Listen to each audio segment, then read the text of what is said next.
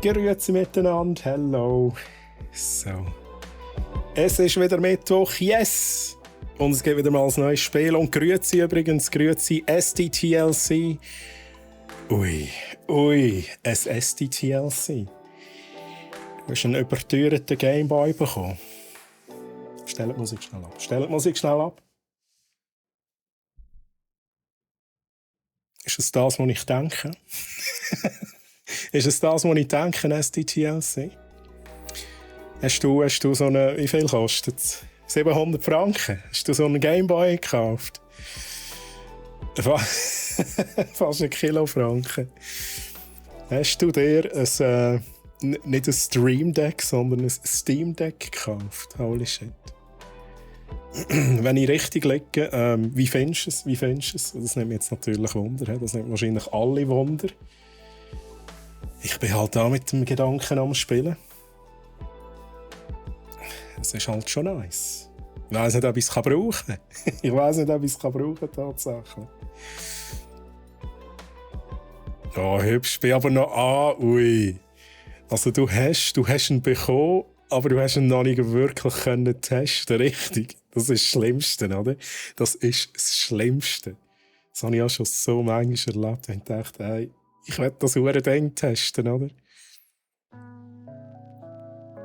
Brauchen tue ich sie nicht, aber lieber haben als brauchen. Spezielle Einstellung. Ja, geht auch. Geht tatsächlich auch. Ich habe mir halt überlegt, in welchem Moment kann ich es brauchen. Ich bin halt nie irgendwie gross unterwegs. Ich habe es beim Notebook schon erzählt. Ich bin halt nie in der ÖV unterwegs. Dort wäre es irgendwie perfekt. Aber so im Nest liegen, auf dem Sofa hocken, wo man überall halt hocken kann, lieber Chat, wäre es halt irgendwie noch cool. Übrigens, für die mich noch nicht kennen, für die mich einfach jetzt noch nicht kennen, oder? Ich habe da noch ein Knöpfchen. Da. Let's go. Ich bin der Troy. Jeden Mittwoch gibt es mit mir Gameplay. Tatsächlich, manchmal gibt es noch Tech Talk. Ich streame aber auch auf meinem privaten Channel twitch.tv/TroyHammaren jeden Samstag ab 19 Uhr. Aktuell Hogwarts. Geil. Und da machen wir ein bisschen das neue Siedlerspiel heute. 2 Stunden lang. Mehr oder weniger. The Settlers New Allies heisst es, glaube ich. Ich weiss nicht einmal, wie es heisst. Oder? Vorhin war das Logo eingeblendet. Ja, New Allies. Die Siedler, neue Verbündete. Ist das richtig? Holy shit, ich weiss es nicht einmal. Ja, auf jeden Fall viel Negatives ist irgendwie so ein bisschen gesagt worden über das Spiel. Ich habe mich aber nicht ich bin nicht irgendwie gross Reviews lesen. Ich bin jetzt auch nicht irgendwie so der Ultra-Fanboy. Ich kenne Siedler von früher. Ich würde jetzt mal behaupten, Siedler 1 und 2 habe ich irgendwie gegamet. Ich habe das sehr gemütlich in Erinnerung, die Spiele. Und ich hoffe, dass ich irgendwie so ein bisschen das gleiche Erlebnis hier auch bekomme. Das heisst, meine Erwartungen an das Spiel sind vielleicht nicht so hoch wie bei anderen. Und ich werde das so ein bisschen mit neutralen Augen betrachten, das Ganze. Ja, ich werde dann wahrscheinlich noch meine Meinung dazu sagen. Vielleicht finde ich es geil. Ich hoffe, dass ich es geil finde. Oder vielleicht sehe ich auch Schwachstellen. Genau, auf jeden Fall. Ich habe noch keine Vorurteile, wie gesagt. Ich habe mich nicht gross erkundigt über das Spiel. Jetzt lese ich noch schnell den Chat. Ich habe jetzt mal Grim Fandango abgeladen. Da ich auch eher die auf dem Sofa jagen. Dann ist es eben schon noch nice. Bertmann! Grüezi, stell dich mal in 3 Sätzen vor und sag mir, was dein Aszendent ist. Ich habe keine Ahnung, von was du redest. Das ist schwierig. So, wer bin ich und wo sehe ich mich in 2 Jahren? Ist das so das? Ich bin der Troy. Immer lost. Und jeden Mittwoch hier auf dem Channel live und jeden Samstag auf meinem anderen Channel live. Das ist meine Vorstellung einmal für dich, Bert. Bert, wie geht's dir? SDTLC habe ich überhaupt gefragt, wie es dir geht. Chat, wie geht's euch überhaupt? Schön, dass ihr da sind. Seid ich gang 5 Jahre gewesen? Sie doch. Stimmt, wo siehst du dich in 5 Jahren? Ich hatte nur schon Mühe mit der Frage 2 Jahre. Mein Gott, ich denke doch nie so weit voraus. Macht ihr das, Chat? Sind ihr so im Leben unterwegs und wissen genau, hey, in 5 Jahren oder von mir aus in 2 Jahren bin ich dort? Ja klar, also ich meine, es ist immer gut, wenn man sich Ziel setzt. Da sind wir ehrlich. Vielleicht mache ich das aber nicht so geschickt, oder? Ich bin der Bert. Ich habe auch gern Ross an Bert. Das ist aber schön. Ja, das weiss ich. Ich kenne dich schon gut, Bert. Ja, und Bert, was für Ross denn? Ja, das ist jetzt das Wichtigste. Ja, da muss der Chat also schon noch wissen. Was für Ross denn?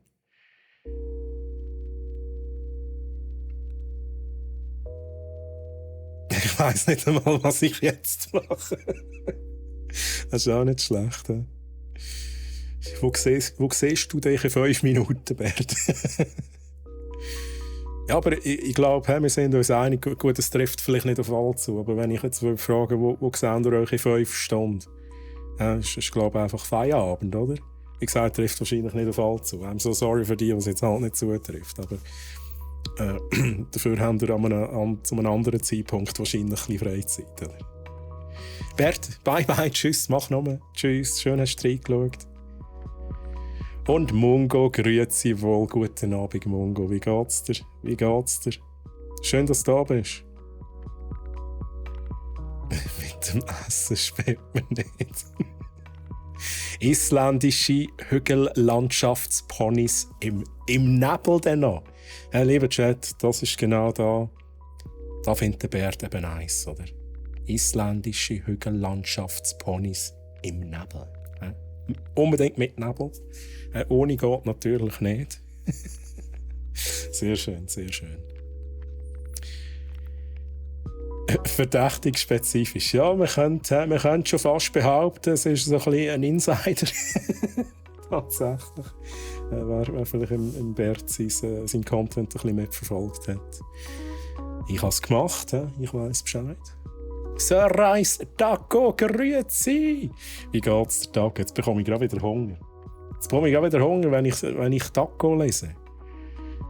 Es ist halt, oder? Taco, wie geht's dir? Alles knusprig. Ich hab nicht nichts gegessen, Chat. Ich habe ein Süppli gehabt. Ein selber machtes Süppli. Taco, selber gekocht. Mit Maroni, Herdöpfel. Meine Stimme verabschiedet sich. Maroni, Herdöpfel, Speck. Speck wichtig. Und so Zeug. Das war mega fein übrigens. Es war mega gut. So, aber natürlich gibt es da noch ein bisschen Gameplay. Ich darf nicht zu viel schnurren. Lieber Chat, wir machen heute ein bisschen die Siedler. The Settlers, New Allies. Ich muss immer wieder überlegen, wie es heisst. Ja, die Reviews sind nicht so gut. Ich betrachte das aber mit neutralen Augen. Wir schauen da mal rein. Ich habe das noch nie gesagt. Das heisst, wir werden wahrscheinlich ein Tutorial müssen starten. Mal schauen, wie weit wir kommen. Mal schauen, ob wir uns ein Bild davon machen können. Ja, weil ich habe das Gefühl, die Erwartungen sind irgendwie viel zu hoch gesetzt gewesen, wahrscheinlich bei den meisten Leuten. Und ich gehe das eher so neutral an und schaue mal, ist das ein gemütliches Gameplay, gefällt mir das, ja, ist es unterhaltsam und so weiter. Auch du nicht? Nein, heißt die TLC. Nicht? Hast du noch nicht gegessen? Ja, aber da gibt es dafür etwas Anständiges, oder? Zum Nacht. Hoffe ich auch mal. Freut mich, Mongo, dass es dir gut geht. Mir geht es so gut, wenn ich dich sehe. Oh, Taco. Tacolein. Merci vielmals für die netten Worte. Der Taco, ich habe das natürlich jetzt so ausführlich gesagt, weil ich weiss, du bist Koch. Natürlich, du würdest da viel besser machen als ich. Aber ich muss jetzt auch gleich nochmal schnell Eigenwerbung machen. I'm so sorry. Wenn ihr mein Essen anschauen wollt, habe ich Haufen Zeug auf meinem Discord unter Foodporn reingestellt. Es ist nice, es ist nice. Es war auch fein gewesen, das meiste.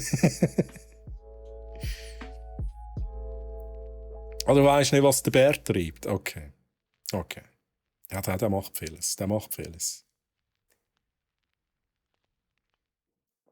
So, also, lieber Chat. Schnell das Knöpfchen suchen. Let's go! Wir gehen da mal rein. Machen die Musik weg. Machen die Musik rein. Oh, ich hoffe, das ist nicht lizenzierte Musik. Wir gehen schnell in die Einstellungen, genau aus dem Grund. Nein. Ja, also, wir müssen es zuerst lesen. He? Wir lesen schnell. Ihr habt neue Gegenstände erhalten. Königliches Signal. Und das hat jetzt auf den ersten Blick ausgesehen wie Thors Hammer, oder? Da habe ich gesehen, da ist noch etwas dran. Das ist ein Schwert. Königliche Sammlung. Dieses Schwert ist ein Symbol für die Mühe, die es kostet, ein Imperium zu errichten. Okay, whatever. Ich werde jetzt eigentlich nur schnell in die Einstellungen. Wir machen auf Deutsch Untertitel ein, normal, ja. Wir machen Singleplayer logischerweise, das heisst wahrscheinlich zuerst das Tutorial, so wie es aussieht, und dann eine Kampagne, so weit wie wir halt kommen. Stereo. Let's go. Kein Streamer-Mode. DirectX 12, ja, wieso nicht? Alles auf Max. Oberfläche, was benutzen? Oberfläche und Steuerung. Das ist, glaube ich, gut. Chat, wer hat von euch das Spiel schon gespielt? Oder vielleicht auch, wer hat die alten Siedler gespielt? Gibt es Leute, die gewisse Erwartungen haben jetzt an das Spiel? Nimmt mich noch Wunder. Ja. Wo können wir starten? Da, Start. Siedler 2, das Original kenne ich noch. Ja, ich habe glaube auch 1 und 2 gespielt. Ich bin mir wirklich nicht mehr sicher, das ist so mega lang her. Ich habe nur vorher schnell Gameplay glaub, von Siedler 1 angeschaut und da habe ich so gedacht, holy shit, es sieht nicht so aus, wie ich das in Erinnerung habe. Ich habe da mega geile Grafik in Erinnerung, aber ja, es ist halt immer so, oder? Das ist ja wirklich schwer, ins Alter kommt. Ich sehe auch als gemütliches Spiel in Erinnerung. Liegt aber auch wahrscheinlich an meiner Spielweise.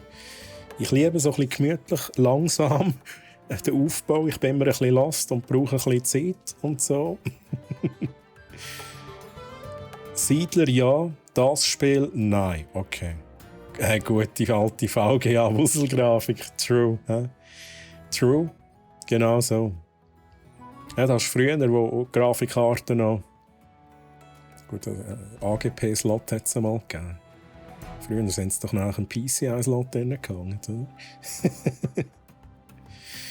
2 bis 7 gespielt. Van Helsing grüezi übrigens. Schön, dass du da bist. Aha, okay. 2 bis 7, das heisst, wir haben hier einen Profi.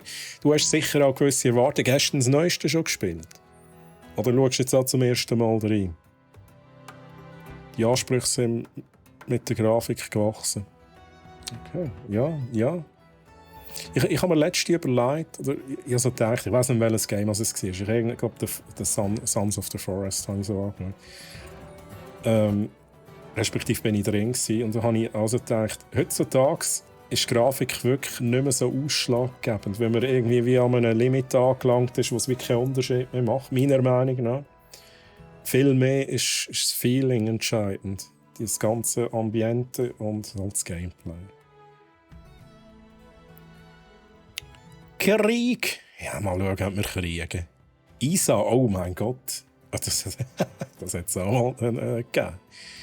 Leider nein. Okay, Van Helsing, dann kannst du da mal auch mit uns zusammen, mit mir zusammen, so einen kleinen Einblick haben in das Spiel. Wie gesagt, ich spiele sonst nie so ein Spiel. Ich habe Siedler 1 und 2 wahrscheinlich gespielt. Ich bin nicht so gut, also erwartet nicht zu viel. Aber das Tutorial sollte ich schon auf die Reihe bekommen. Isa EGA-Karte war mein Einstieg in die farbige Grafik. Ui. Ja, glaube, mein Einstieg ist ein bisschen später gekommen. Tatsächlich. Ich glaube, so eine von denen. Was habe ich da gehabt? Riva TNT 2. Riva TNT 2, das ist etwa so, dort, wo ich so ins PC-Gaming-Business eingestiegen bin. Oh, merci, Van. Ich freue mich auch. Ja, hey, easy. Taco. Merci für den Lurk-Support. Also, wir machen mal ein. Jetzt nimmt es mich nochmal schnell Wunder, was ist denn da Shop? Haben wir da Pay to Win? Wir schauen schnell. Wir haben 0-0. Wir können uns nichts kaufen, aber wir könnten uns irgendwie so Geschenke kaufen. Wir gehen mal schnell schauen. Nach dem Kauf... Ja, ist halt schwierig, he? Ich weiß nicht genau, was es ist. Ausrüstungen, so wie es aussieht. Werden wir wahrscheinlich heute nicht mehr sehen, aber ja, tatsächlich hat man da die Möglichkeit, für echt Geld halt Credits zu kaufen. Ja, habe ich immer so gemischte Gefühle, wenn ich das sehe. He? Aber wir beurteilen jetzt das Spiel nicht anhand von dem. Auch wenn es so kosmetisches Zeug ist und so. Why not? Muss jeder selber wissen, ob er noch zusätzlich Geld ausgibt. Nein, wir machen schnell das Tutorial. Grundlagen, let's go. AGP hat es schon gegeben, GeForce 2 MX. Oh, habe ich auch, glaube ich, auch mal drin gehabt.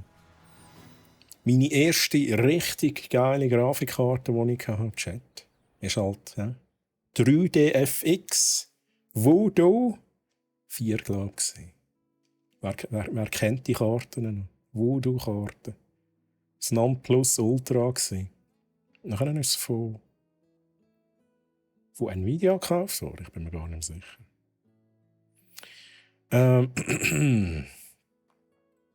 Aber wo man früher noch musste IRQ einstellen musste. So.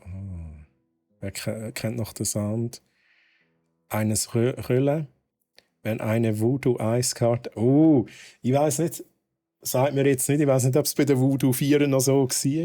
3DFX ist von Nvidia gekauft worden. Okay.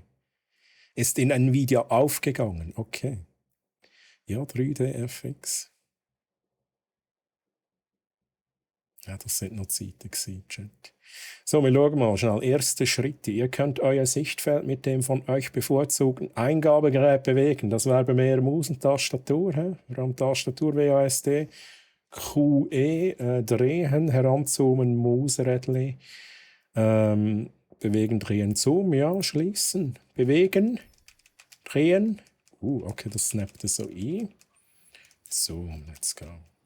Grafik schon mal. Ich werde mal schnell ein bisschen schauen.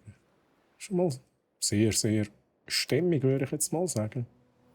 Siedler war ja immer also so ein bisschen verspielt gewesen.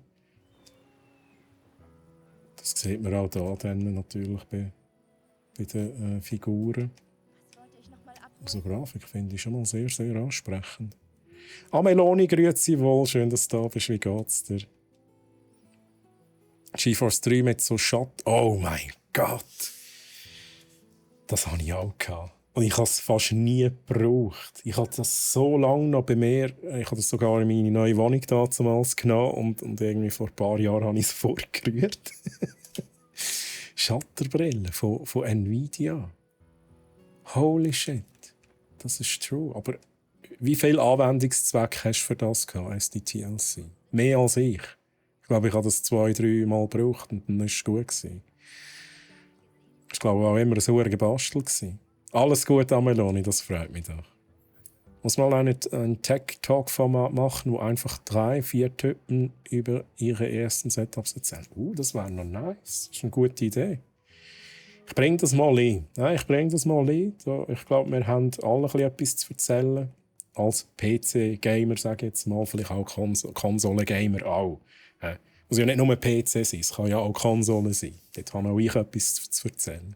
Ich finde es immer schön, so über die Zeiten zu reden. Und es kommt auch immer wieder so Zeugen sind, oder? Das war ja noch, das habe ich auch mal gehabt und so weiter. Es hat auch viel Seich gegeben, oder? Wo irgendwie, man hat gedacht, das ist jetzt so revolutionär und dann war es eigentlich völlig ein Seich gewesen.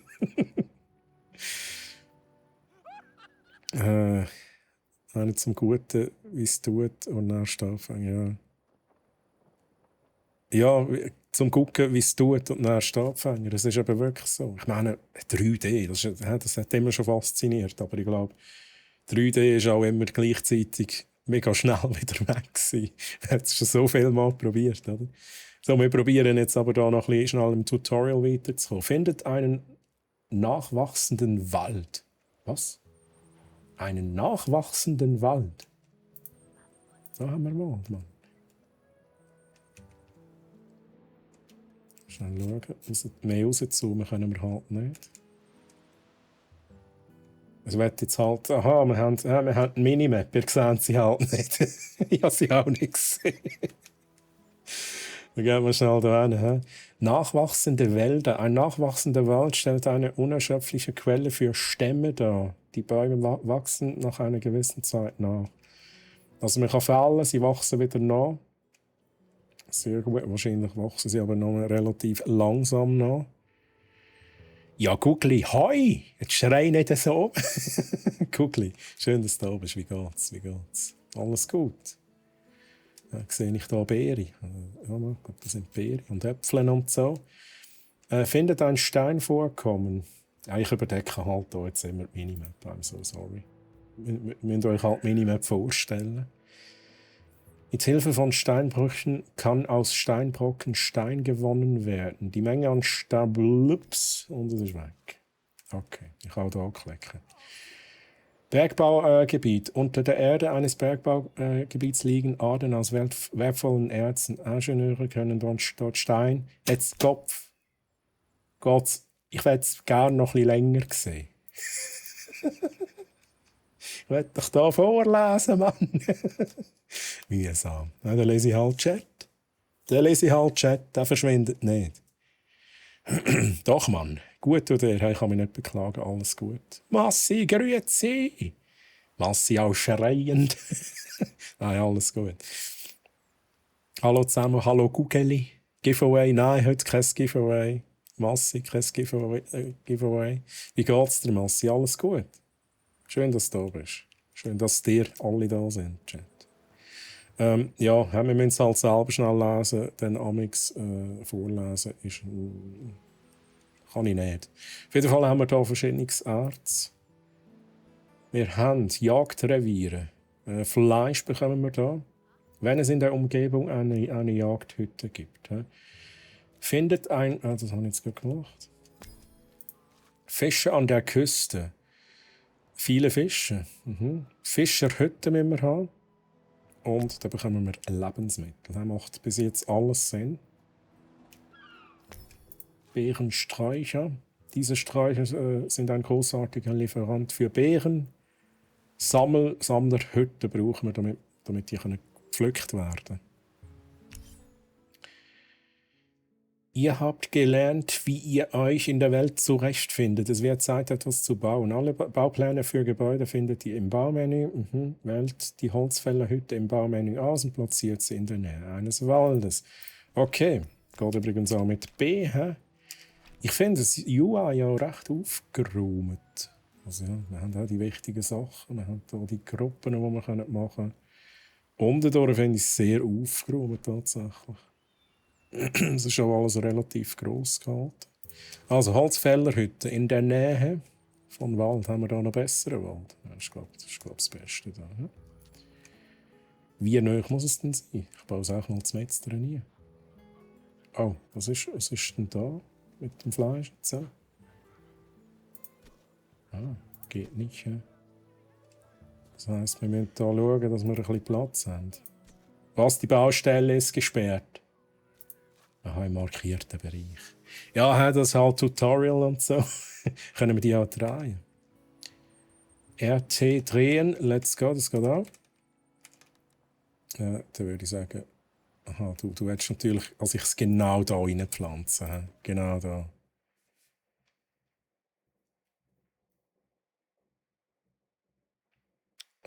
Film und Tore sollte auch langsam, sollte auch schon lange streamen. Handverletzt, Skiferien und jetzt. Oh nein, jetzt hast du noch Halsweh. Aber der Hand geht es besser, Massi.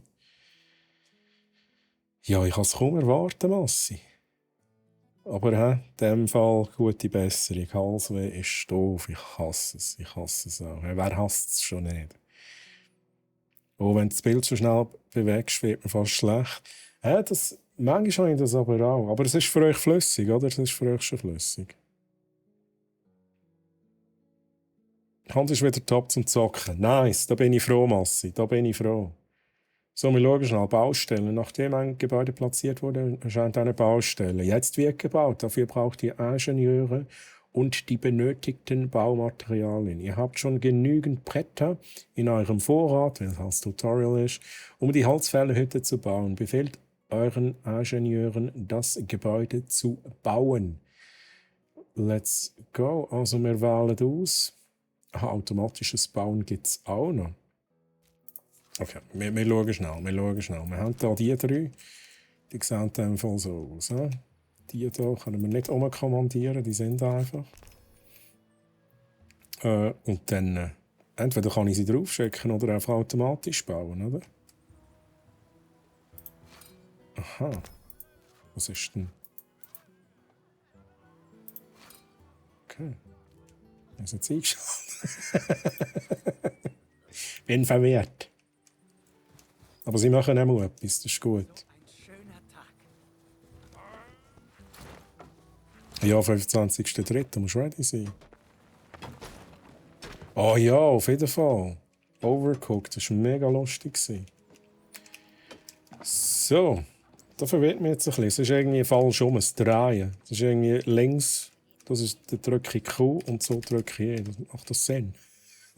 Straßen, der letzte Schritt zu einer funktionierenden Holzfällerhütte ist, sie mit dem Lagerhaus zu verbinden. Ohne eine Straßenverbindung kann ein Gebäude nicht arbeiten. Kehrt ins Baumenü zurück und wählt den Feldweg aus, um die Holzfällerhütte mit dem Lagerhaus zu verbinden. Mhm. Feldweg, ja.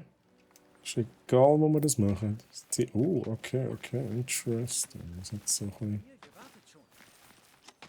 Da kann ich das verbinden, wo ich will. Macht es jetzt nicht Sinn, wenn ich da eine rundherum verbinde? Oder? Macht doch Sinn.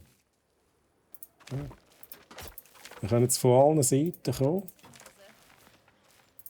Okay, das ist jetzt, wahrscheinlich sieht jetzt ein bisschen komisch aus, ne? Wobei es stimmt. Ich weiss jetzt nicht, ob das nötig gewesen wäre. Jenny, grüezi! Jenny, let's go! Jenny, wie geht's dir? Wie geht's dir? Schön, dass du da bist. Ja, hey Massi, absolut. Also Overcooked jetzt oder die Siedler? Also bis jetzt die Siedler übrigens mega cool, ich finde es chillig. Und Overcooked ist ein bisschen stressig, aber ich finde es mega lustig. Okay, das ist einfach schon das erste Tutorial gewesen. Machen wir direkt das nächste. Ja, vielleicht kommen wir heute sogar noch eine Kampagne rein.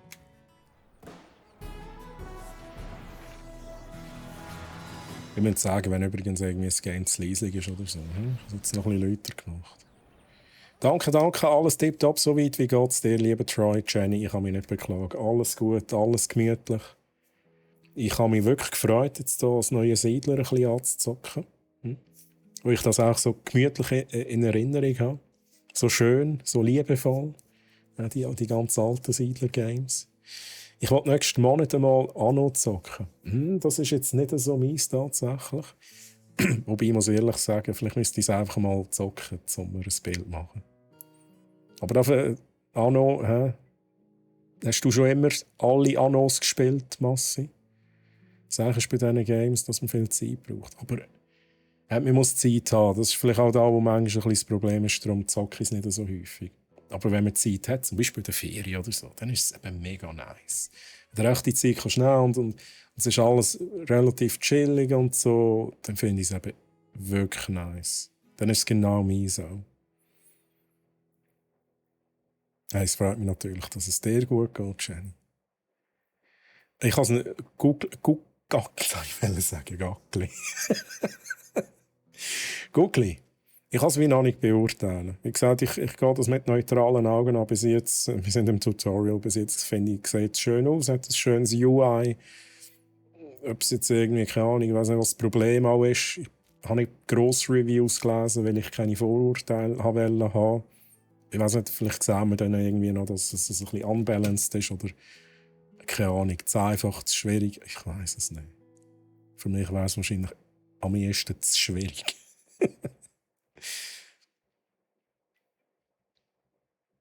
Ich glaube, von einem deutschen Studio. Ja, ich glaube es, ja. Ich meinte, es sei von einem deutschen Studio.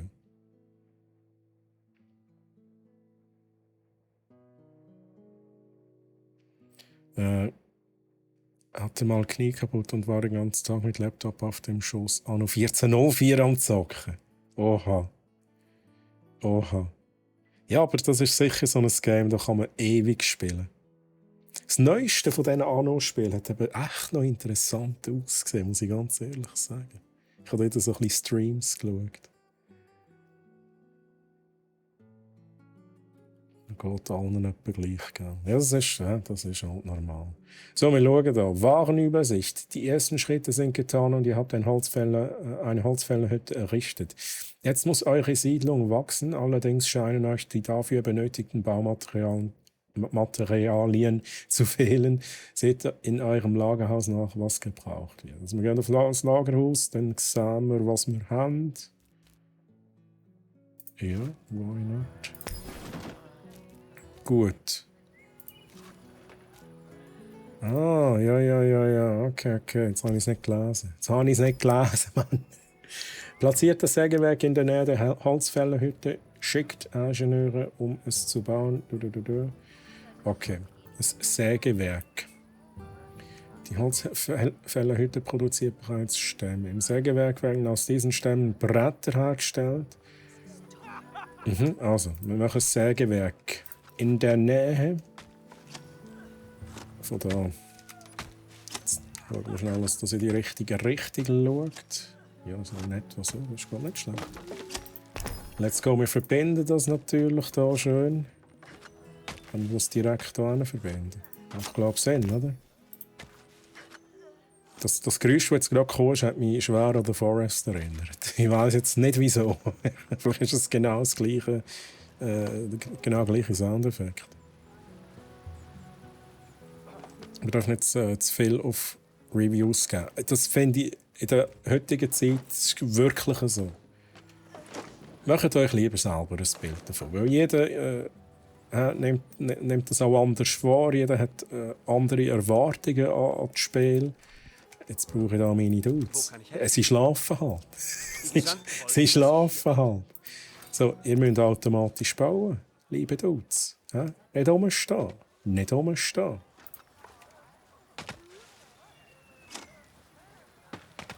Meine Lieben sollten noch ein bisschen arbeiten, bleiben aber im Lurk bis später. Viel Spaß unterdessen. Jenny, hey, nicht streng, gell? Dir auch viel Spaß, viel Erfolg. Und danke für den Lurk-Support. Danke, bis nachher. Tschüss. Jeder hat andere Bedürfnisse. Es gibt Leute, die sagen, Games unter 40 Stunden sind nicht so gut. Und ich als Familienvater finde es mega, wenn ein Game so 15 Stunden geht. Ich bin nicht einmal Familienvater und ich habe lieber solche Games, die Anfang und Ende haben und nicht zu lang dauern. Dafür aber eine geile Story haben. Natürlich, das ist jetzt echt bezogen auf Story-Games, logischerweise. Das ist aber da, wo ich wirklich am liebsten game. Und wenn etwas länger geht, dann ist es nicht unbedingt direkt schlecht. Nehmen wir zum Beispiel God of War. Ich habe, weiss ich nicht, wie viele Stunden gebraucht. Ich würde jetzt mal sagen, 40 Stunden sicher habe ich auch gehabt. Aber es ist durchgehend eigentlich geiles Gameplay und eine interessante Story. Und man kann auch gut mal eine Pause machen. Also es zieht einem irgendwie nicht komplett rein und man kann nicht mehr aufhören. Also so geht es mir zumindest, oder ist es mir so gegangen. Und das finde ich ja schon auch noch nice. Also da darf es gerne noch mal länger sein. In der Serie zocken ist immer so eine Sache, wenn du mit der Familie unterwegs bist. True. Kratos! Ja, der Massi ist halt der Kratos, oder? Ich stelle mir ihn gerade vor, oder? Angemalt als Kratos. Kommt auf Konsole an noch, okay. Hey, Massi, kein Problem, hä? Danke vielmals. Stein, hä? Jetzt haben wir Bretter, also wir brauchen Stein. Wir haben zwei Möglichkeiten. In Steinbrüchen wird Stein in begrenzten Mengen abgebaut. In Steinminen wird Stein in unbegrenzter Menge aus unterirdischem Vorkommen gefördert. Suchen wir zuerst mal nach einem Steinvorkommen. Das ist mal das Erste, was wir brauchen. Ja, wir mal gucken. Ich werde einfach klicken. Nice. Der ideale Platz für einen Steinbruch, aber damit dort auch effizient gearbeitet werden kann, sollte er möglichst nah am Vorkommen platziert werden. Leider steht ein Turm im Weg, der wertvolles Bauland einnimmt. Reißt den Turm ab, um Zugang zum Steinvorkommen zu erhalten. Gut, Turm.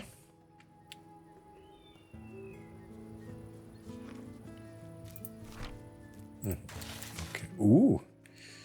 Kann ich den Turm wegnuken? Okay. Nice, nice. Gebäude platzieren. Ein Gebäude, das zu weit von dem dazugehörigen Vorkommen entfernt errichtet wird, ist weniger effizient. Okay, es funktioniert gleich, aber es ist weniger effizient. Platziert einen Steinbruch in der Nähe eines Steinvorkommens und überprüft das Effizienzsymbol, bevor ihr euch für eine Stelle entscheidet. Okay, wir schauen schnell. Steinbruch. Ja, wir haben hier die Anzeige. Wir schauen schnell. Okay, nicht mehr so effizient. Aber es mag viel verlieren. Das heisst, ich muss es nicht direkt reinbauen. Ich habe auch keinen Vorteil dann. Was sind denn Sternchen noch?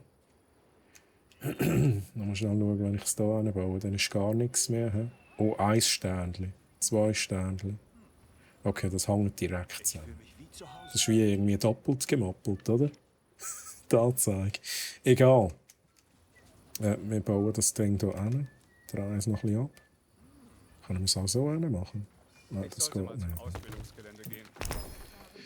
Gut, Straßen. Jetzt machen wir das einfach so. Jetzt haben wir ja die anderen auf automatisch bauen eingestellt. Die gehen schon mal über. Die kommen da, sehr schön. Genau, warten bis der Bau fertiggestellt ist. Wir gehen mal schnell schauen. Mindestvorrat festlegen. Das ist interessant. Ich könnte hier jetzt endlich sagen, hey, das priorisieren. Wenn es mich nicht täuscht. Dann schauen wir noch schnell. F. Beschleunigung aktivieren. Ich bin im Tutorial-Verhalt jetzt voraus, oder? Aber wieso nicht? Machen wir jetzt. Das kostet mich einen Fisch. Was rühren die da am Fisch ins Zeug rein und dann ist es schneller. Ja, die essen natürlich. Energie und so.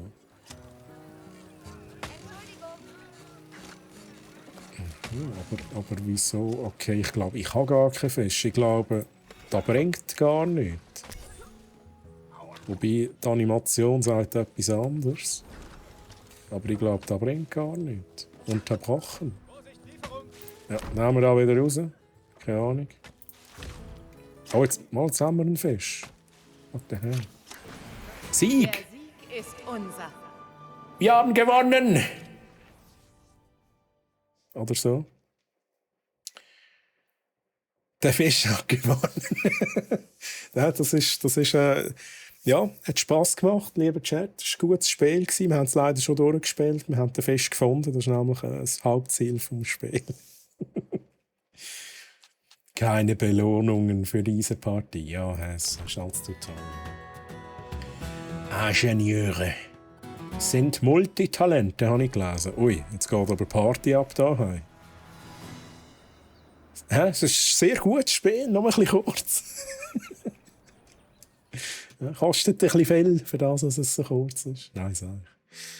So, Multitalente, die eure Siedlung viele Vorteile bringen. Sie können ein neues Gebäude errichten, neues Land in Besitz nehmen, nach unterirdischen Adern sondieren, Waren von besonderen Orten abholen und dorthin liefern. Päcki, grüezi. Päcki, wie geht's dir? Schön, dass du da bist. Doch erst einmal brauchen Sie Werkzeug, damit Sie mit Ihrer intensiven Ausbildung im Gildehaus beginnen können. Okay, wir brauchen Werkzeug für unsere Ingenieure. Rekrutiert einen neuen Ingenieur. Mhm. Gut, wir aber halt nicht geguckt, wie, da leuchtet es auf. In der Werkzeugschmiede. Also zuerst, ja, ist natürlich, sie machen hier Werkzeug, das ist schon mal gut. Genau, seht euch die Werkzeugschmiede an, seht euch das Gildehaus an. Oh, und da können wir natürlich herstellen. Machen wir mal den einen, den wir können. Mhm. Ja, es ist ein bisschen schnell, ich kann es nicht vorlesen. Hey, freut mich, dass es dir gut geht, Pack. Mir geht es auch gut, kann mich nicht beklagen. Wir machen hier einen kleinen Ausflug, ein neues Siedlerspiel. wo leider nicht so gut bewertet ist, aber ich habe noch nichts auszusetzen. Wir sind aber auch erst im Tutorial. Und meine Erwartungen sind nicht irgendwie hoch. Ich kenne Siedler 1 und 2 von lang her. Und ich habe das sehr gemütlich in Erinnerung. Und ich hoffe, dass ich so ein bisschen das Feeling da auch bekomme. Ne? Bergbaugebiete. Einige wichtige Waren können nur mit Hilfe von Ingenieuren gefunden werden. Bevor sie an die Arbeit gehen können, müsst ihr zuerst ein Bergbaugebiet finden. Wir suchen ein Bergbaugebiet. Wir wissen auch, dass es da ist. Also, Ingenieure können Bergbaugebiete sondieren, um die folgenden Vorkommen zu finden. Eisenkohle, Steingold, Edelsteine. Alle diese unterirdischen Vorkommen sind eine unerschöpfliche Quelle für wichtige Waren. Unerschöpflich, sehr gut. Also, dann werden wir die mal sondieren. Mit dem Symbol kommen sie hierher.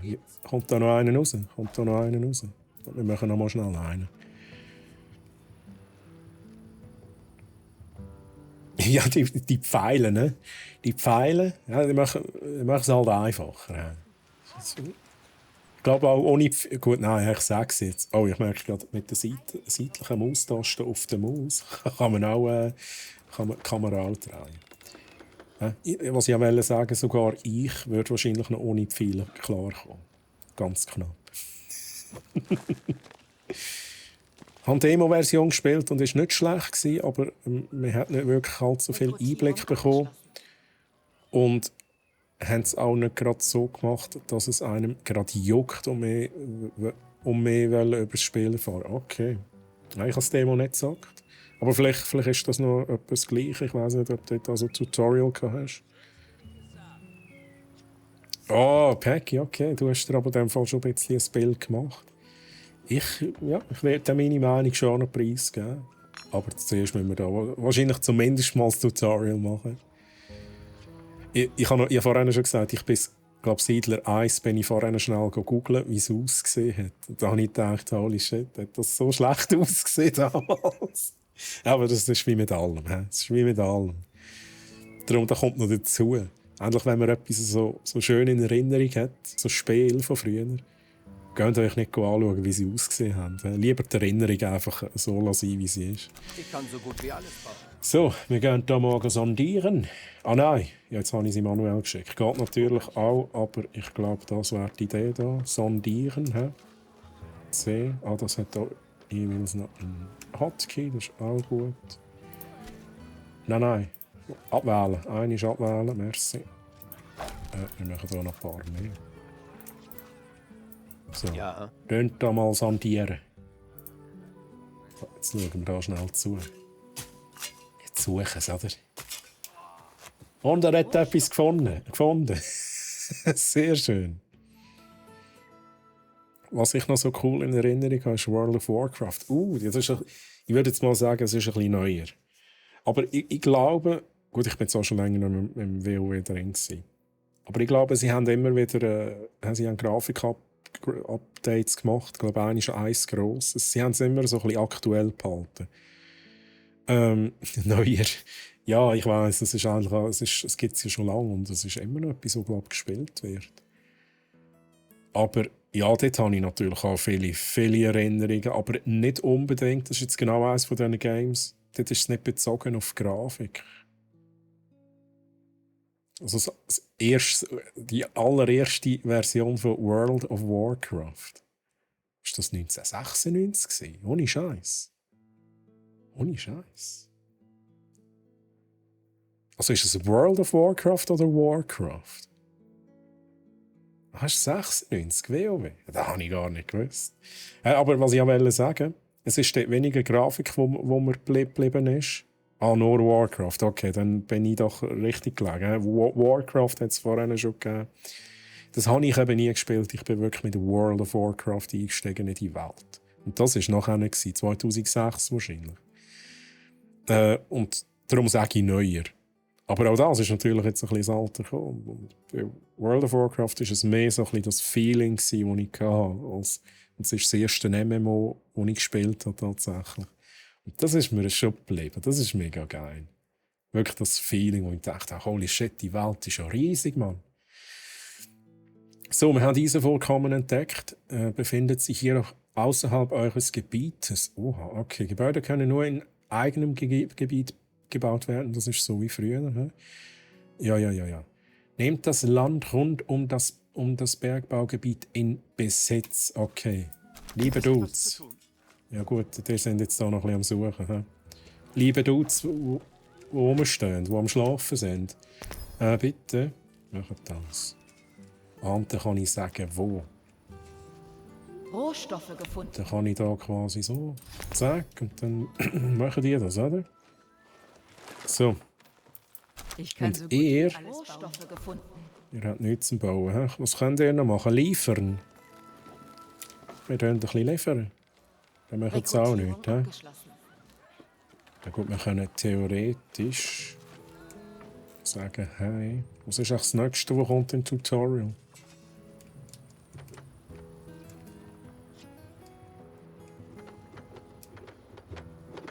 Jetzt frage ich mich aber gerade. Okay, der aus Plus ist, dort haben wir es noch nicht entdeckt. Ihr könntet doch mal da oben ein bisschen entdecken, oder? Da. Können wir irgendwann expandieren? Das erste Warcraft war der Hammer, okay.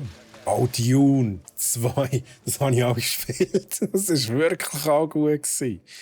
Ich habe gar nicht gewusst, dass da noch eine Command and Conquer draus geworden ist. Okay, aber interessant. Aber Dune oder Dune 2, ich glaube beide habe ich auch gespielt. Mega cool gewesen. Und Command and Conquer habe ich natürlich auch gespielt. Ich glaube aber vor allem das 1 und das 2. Ich weiß gar nicht, wie die Namen sind. Das 3 war, glaube ich, Tiberian Sun. Ja, ich weiss es nicht mehr. Auf jeden Fall, die sind auch mega cool gewesen.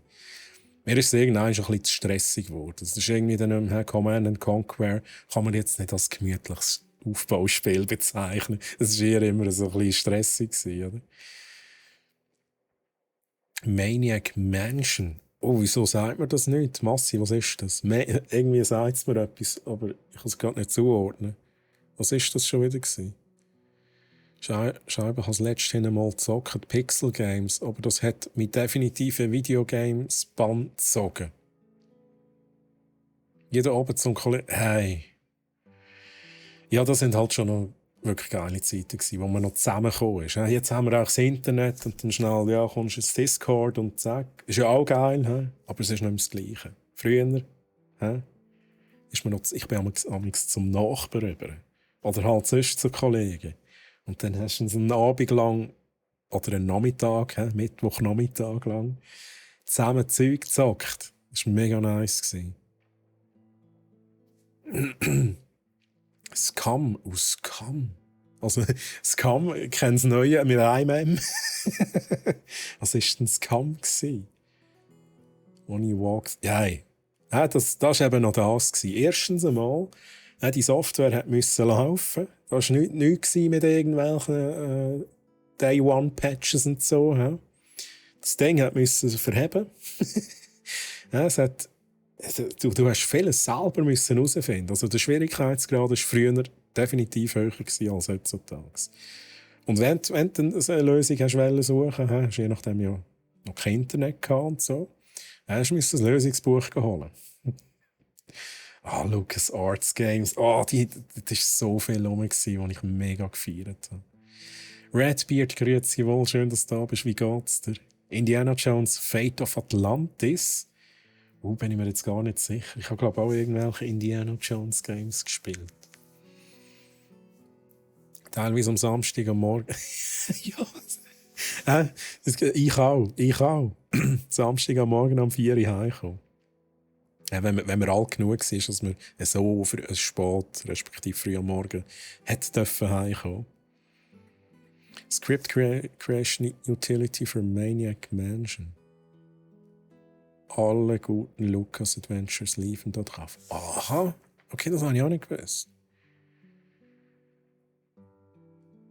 Oha, dann bin ich bis Ende Monat gewartet wegen der Lösungen. Ja, aber das ist auch so etwas, Games-Heftli. Das ist... Ich wünschte mir, das wenig, wahrscheinlich gibt es es noch. Oder gibt es es nicht mehr? Ich weiß es gar nicht. Echt die Games-Heftchen. Ich würde so gerne auch irgendeines von diesen Heftchen wieder abonnieren. Einfach für das Feeling wieder zu haben. Gut, was ist denn dort drin? Das ist ja gleich, nicht mehr das Gleiche wie früher. Aber das war halt auch immer ein Abenteuer. Du bist an den Kiosk gegangen und hast geschaut, hey, die neuesten Heftchen und Demos. Und das war auch so schön, oder? So, wir müssen noch schnell ein bisschen Tutorial machen. Eisen müssen wir abbauen, Minen müssen wir bauen. Haben wir jetzt hier alles schon aufgedeckt? Eine falsche Platzierung, eine richtige Platzierung. Wir schauen schnell. Ah, das ist ja, aha, das kenne ich halt noch. Die Grenzen, die wir sehen, wo ist unser Gebiet. Die sind hier jetzt schön am Erweitern. So, wer ist jetzt da? Wer macht jetzt da was? Ich kann so gut wie alles bauen. Wir schauen mal schnell. Was müssen wir machen? Baut eine Eisenmine? Ah. Gut. Die müssen wir natürlich... Ui. Die sind da immer noch am Aufdecken. Das sollte man überall hinstellen. Aha, mal kommen wir raus. Ich muss natürlich da noch schauen, was ich jetzt genau. Und das muss einfach in Berührung kommen, natürlich. Kommen wir raus. Dann machen wir mal Eisenmine. He? So, wer ist jetzt da? Wer haben wir da? Kommen wir jetzt rauf? Ich weiss halt nicht, was meine Leute machen. Nein, ich habe die da rübergeschickt, richtig. Ihr müsst schnell bauen, liebe Leute. Ihr müsst schnell bauen. Mindestens 2 da. Gehen Sie bauen, bitte. Ja, sie wollen Ich halt kann so nicht. gut wie alles bauen. Oder haben jetzt die schon gebaut? Ich liebe Arbeit. Aha, die sind jetzt... What the fuck? Da kommen wir irgendwie nicht so richtig raus. Okay, das ist glaub gut. Aber machen die jetzt noch etwas? Sind die jetzt beschäftigt oder nicht? Die machen jetzt einfach nichts, oder? Könnt da bitte noch ein bisschen das da machen. Da noch ein bisschen mehr. Ich liebe die Arbeit. Habt ihr den Gildemeister Ich lese schnell den Chat.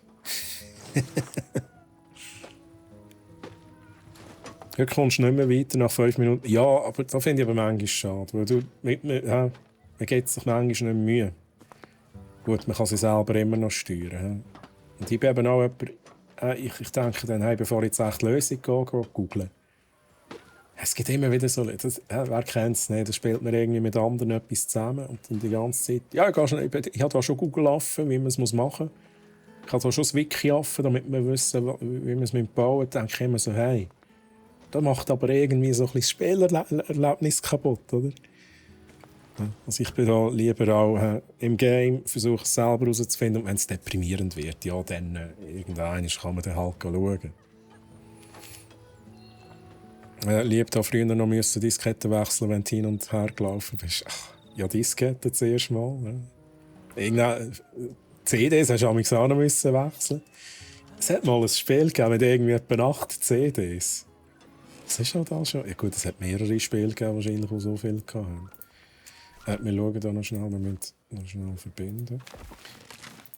Let's go. Was ich meine ist, es hat so ein Akte X-Spiel für PC. Und das hat irgendwie etwa 8 CDs gehabt. Wer kennt das? Chat. Wer hat das auch gespielt? Point and Click. Akte X-Spiel. Ich habe das so gefeiert. Ich war so ein grosser Akte X-Fan.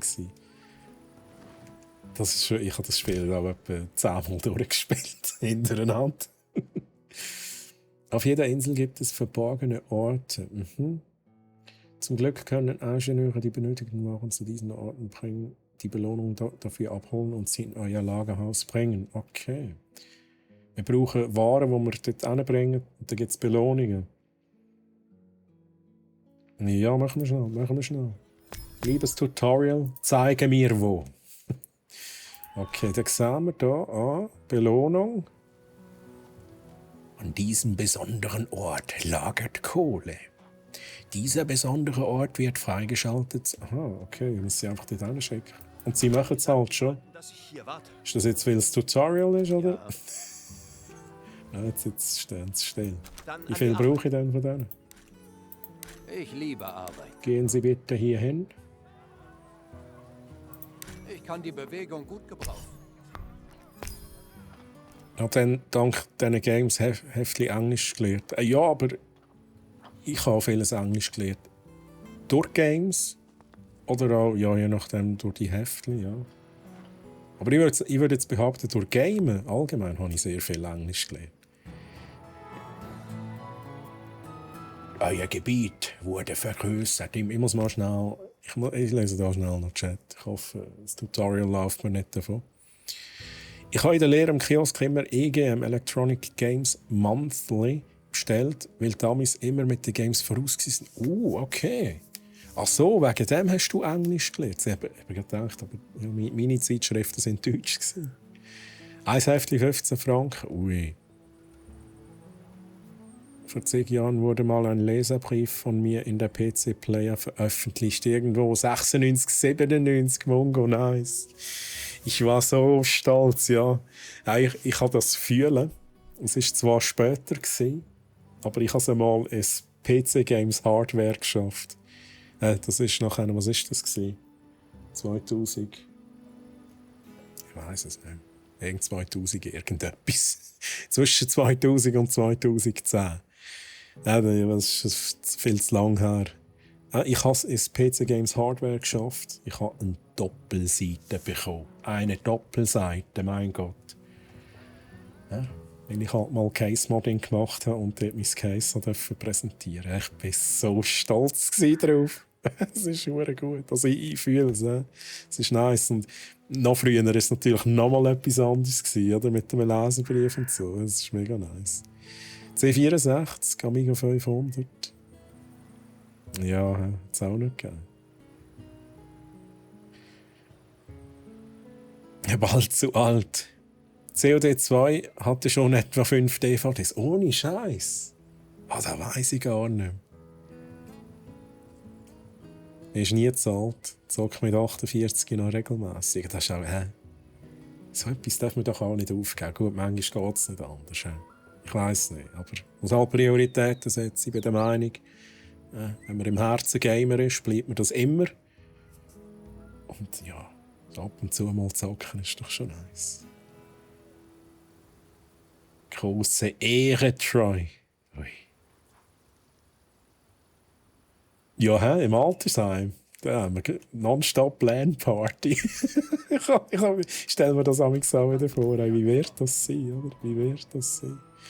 So, gebt ihnen den Befehl, die Waren aus. So haben sie es jetzt genommen. Okay. Und du stehst jetzt einfach da. Dann an die Arbeit. Aha, aber jetzt. Jetzt sehen wir, was wir abliefern müssen und dann bekommen wir die Belohnung. Ja. Let's go. Wir schauen noch schnell, komm du da noch schnell ein bisschen erweitern und so. Ja, sind ihr dabei, Chat, im Altersheim, dann LAN-Party? Ich gebe dir noch Bescheid. In vielen, vielen Jahren bekommen ihr plötzlich so ein E-Mail auf eure Linsen. Wir haben ja dann alle Linsen und bekommen direkt alles auf die Augen.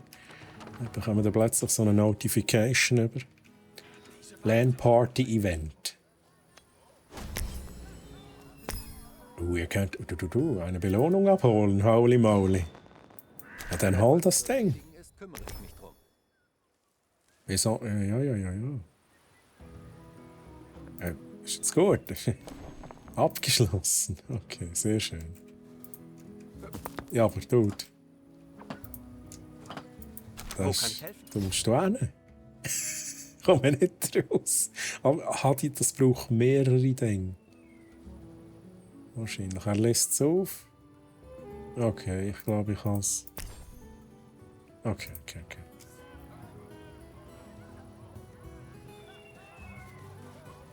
Zielgrößte CH-pensionierter Streamer zu werden.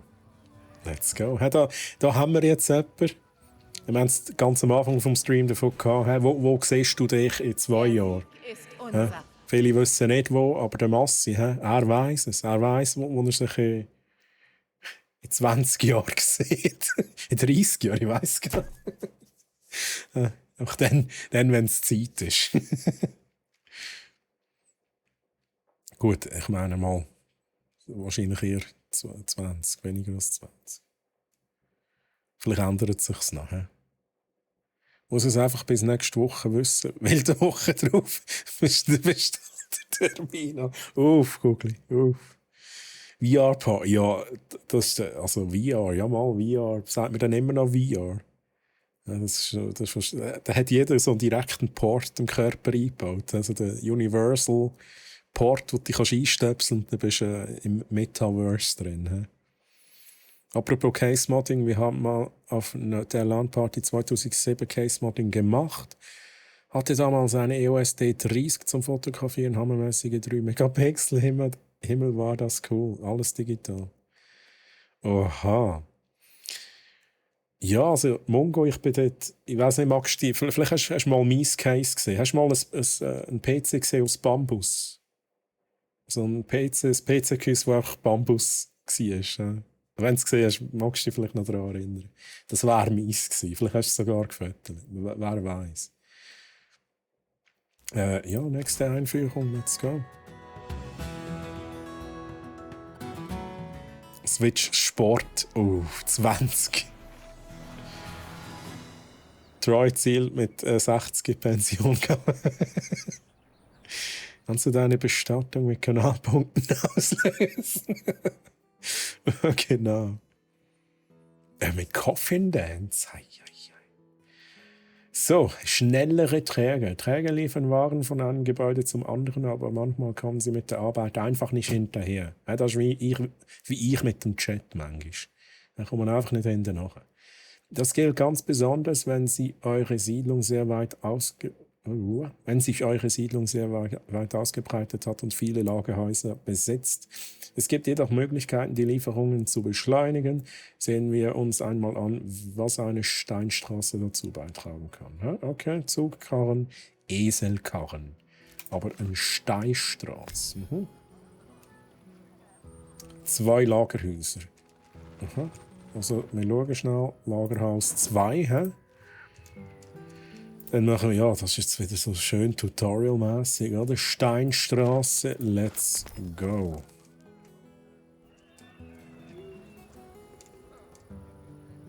Ich frage mich jetzt gerade, hat sich da ist alles wieder resettet, was wir da gemacht haben. Das ist beschiss. Merci für den Lurk-Support, Nossi. So, es wird gebaut. Genau, wir müssen warten. Ich habe noch nie gefischt. Ich werde hier mal fischen. Kommt das an? Wenn etwas zu erledigen ist, Dann kümmere mal ich schnell mich drum. etwas machen. Dann. Ja, das ist halt Tutorial. Ich kann gar nichts machen. Geil. Ja, Ich dann kann so gut wie alles nicht bauen. rumstehen. Gut, das ist wahrscheinlich schon voll. Steinstraßen lassen eure Siedlung nicht nur schöner aussehen, darauf können sich Träger auch schneller fortbewegen und Zugkarren benutzen. Mit Zugkarren kann man mehrere Waren gleichzeitig transportieren. Weist dem zweiten Lagerhaus ein wenig Stein zu. Okay, und dann warten wir. Verteilung, Zugkarren. Jetzt können wir da sagen, das ist ein wenig. 30. Ui. Merci für dein Follow, Zestami. Zestami, grüezi wohl, wie geht's dir? Willkommen hier bei uns. Und mir fällt gerade auf, ich habe mich nicht einmal für den anderen Follow bedankt. Was ist das? Hat auch noch gefollowt, ganz noch im Intro. Übrigens, wenn du noch da bist, ich danke auch dir für den Follow natürlich. Willkommen bei uns. Wie geht's dir? So, what is happening? 20 hat. Ja, jetzt. Ui, aber. Okay, jetzt kommt halt ein bisschen mehr als 20, gell? Seht euch das an! Jetzt kann ein Träger 3 Waren gleichzeitig ausliefern. Vergesst jedoch nicht, dass er immer nur eine Art von Ware transportieren kann. Okay. Alles klar, alles klar. Ja, grafisch. Ich muss einfach jetzt wieder sagen, es ist recht liebevoll gemacht. Und ja, das Tutorial ist natürlich noch gemütlich, aber ich finde es auch sehr, sehr gemütliches Gameplay. Eselkarren. Das Upgrade quasi. leistungsfähiger. Und da kommen die Esel ins Spiel. Sie können noch mehr Waren gleichzeitig transportieren, was für schnellere Lieferung sorgt. Esel werden auf Bauernhöfen gezüchtet. Sie brauchen nur ein bisschen Weizen und etwas Zeit. Sobald sie ausgewachsen sind, können sie die Träger unterstützen. Rekrutiert einen Eselkarren und seht selbst. Tutorial, du wirst mich da sicher schön dran nennen. Das war so ein Getreidehof. Produziert Weizen, Esel züchten oder Brot backen. Absturz, grüezi wohl. Schön bist du da, wie geht's dir? Überleben die Esel einen Sturm? Oh nein, es kommt jetzt aber nicht ein Sturm, oder? Ja, die Esel überleben doch alles. Was gibt's? Tu die noch ein bisschen panzern. Absturz, wie geht's dir? Da ist der Bauernhof. Das war Getreidehof. Da ist der Bauernhof. Aus 5 Weizen können wir... das ist quasi... Was produziere ich? Esel oder Eselfleisch? Wahrscheinlich. Ja, sind die Esel in ihrem Gehege. Sie werden gut gefüttert und ab und zu bekommen sie ein paar Streicheleinheiten von Bauern. Sehr schön. Ne? Das höre ich natürlich gern. Ja? Den Esel muss es gut gehen. Hier werden Träger zu Meisterträgern mit Eselkarren ausgebildet. Oha. Der Esel ist nun voll ausgestattet. Geht mega schnell alles. Ja. Lieber Chat, ich glaube, die Altersheim-Land-Party findet schon in 3 Stunden statt, wenn es so weitergeht. Ja. Esel auf die Welt gekommen, Esel ist schon parat. Gut, hoffe dir auch, mir geht's gut. Ich kann mich nicht beklagen. Es sieht wirklich gemütlich aus. Gell? Ich finde es eben auch. Bis jetzt wirklich gemütlich. Das haben sie nur reingeschrieben, dass sie nicht Beschwerden von Peter... Es ist möglich. Es ist möglich. Die Straße ist fertiggestellt. Okay.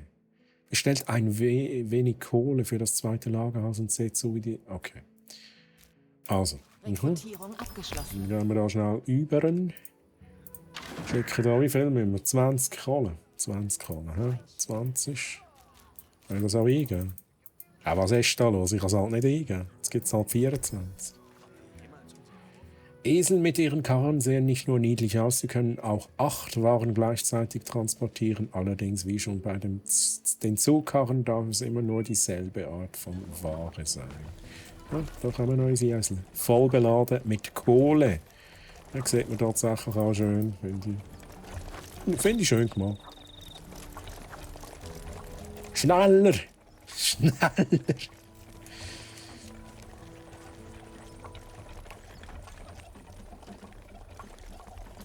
Esel sind nie so schnell. Diese Waren sind Das ist alles ein bisschen vorgespult, oder? Mein Auftrag. Entschuldigung. Habt ihr den Gildemeister gesehen? Ist der Massi noch da? Ich glaube, er ist im Lurk. Das ist auch nochmal schnell Massi. Ja? Das Shirt. Das Shirt für die Kratos. So, ist das Zeugs angekommen. Let's go. Einführung abgeschlossen. Jetzt wisst ihr alles über Träger und wie Waren schneller ausgeliefert werden können. Das habe ich nach einer in der Kampagne wahrscheinlich schon wieder vergessen. Der Sieg ist unser. Trotzdem, Siedler 2, 3 kommt bestimmt nicht rein. Ich müsste wie Siedler 2 oder 3 oder einfach die alten Siedler wieder mal zocken, aber vorhin haben wir es eben genau davon gehabt, oder? Es ist eigentlich eben besser, wenn man es einfach Ruhe lässt, die Erinnerung einfach so behalten, wie man sie hat, mit dieser ultra geilen Grafik, die es hat. Wenn du jetzt reingehst und denkst so, what? Das hat so ausgesehen. Woher hast du das Shirt? Nicht von brack.ch. So viel kann ich schon mal sagen. Aber ich weiss im Fall gar nicht, woher. Das ist aus dem gleichen Shop, wie wo ich mein Merch habe. Das ist kein Schweizer Shop. Da kommt das Mossland. Dort, wo der Ich sage es jetzt einfach, die es wissen, die wissen es. Die, die das Franziskus-Shirt bestellen können, dann könnt ihr auch andere Designs bestellen. Das ist auch von dort. Gut, nächste Einführung. Beschleunigen.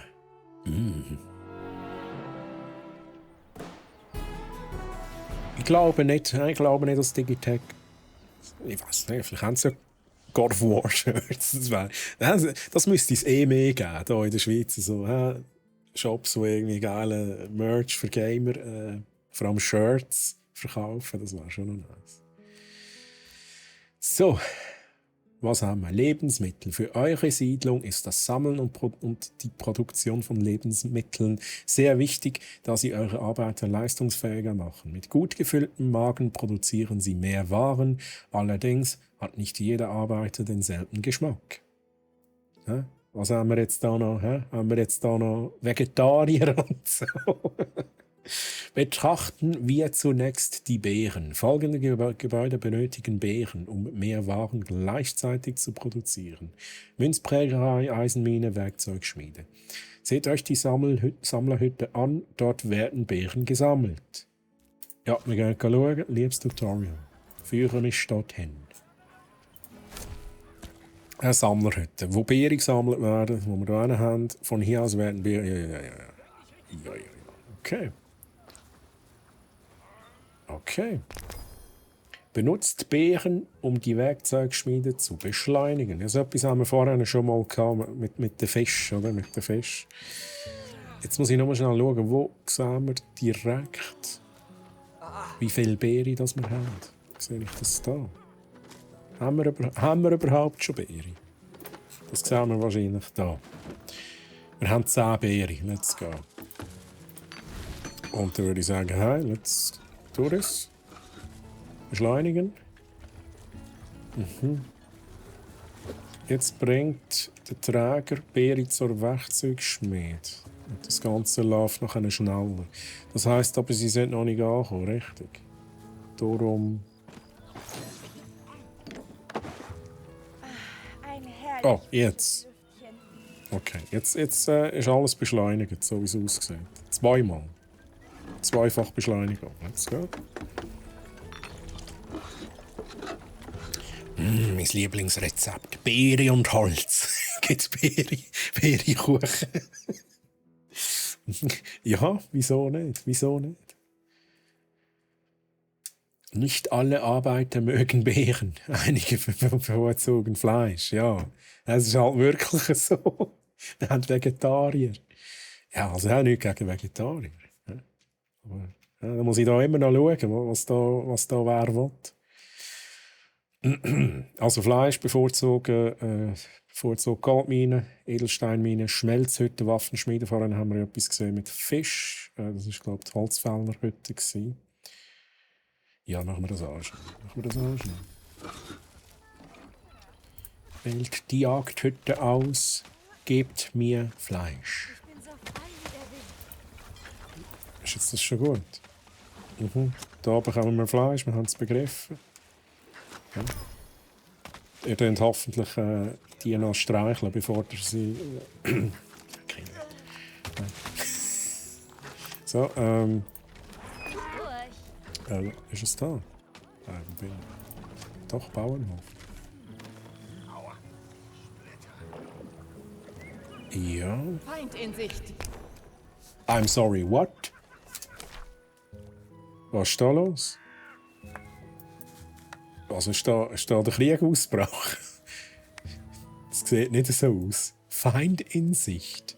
Wir arbeiten alle zusammen. Ja, also es sieht für mich nicht so aus, als würde ich das schaffen. Ich würde schon zeigen, aber weitermachen. Ich muss noch ein Tutorial machen. Benutzt Fleisch, um die Schmelzhütte zu beschleunigen. Gut, so wie immer. Jemand Holz, Fleisch. Aha, okay. Da kommt der mit dem Fleisch. Läuft daran vorbei. Hey! Das ist, da kann man effizienter machen, liebe Leute. Die laufen auch aneinander vorbei mit dem Fleisch. Genau, da kommt das Fleisch. Ist das bei euch auch so, lieber Chat? Wenn ihr am Arbeiten seid und dann, wenn ihr mal ein bisschen produktiver sein müsst, dann wird euch Fleisch zur Verfügung gestellt. So ein geiles Steak. Und dann sind ihr doppelt so produktiv. Oh, diese Waren sind schwer. Mhm.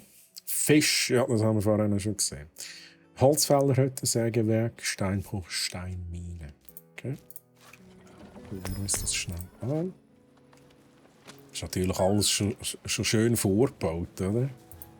Finde jetzt ein bisschen schade. Das hat das doch auch integrieren, also wir das Zeug noch nicht bauen. Aber egal, kommen wir ein bisschen schneller durch das Tutorial durch, ist auch gut. Ich gebe mein Bestes. Dann bin ich Nur ohne Lieferung. Was haben wir gehabt? Tja.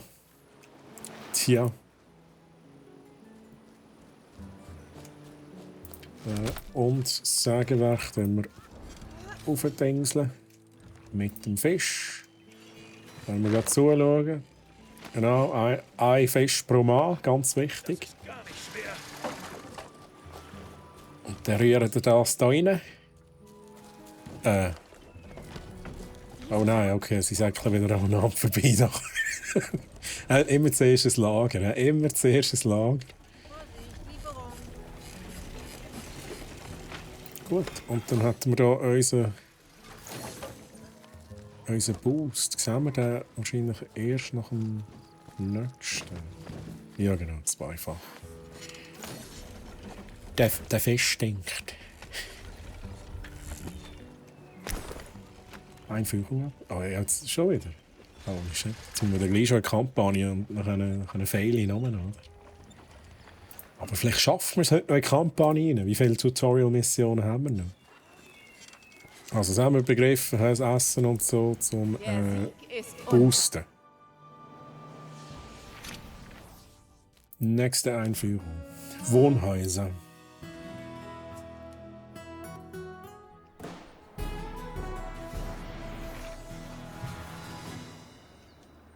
Also, let's do this.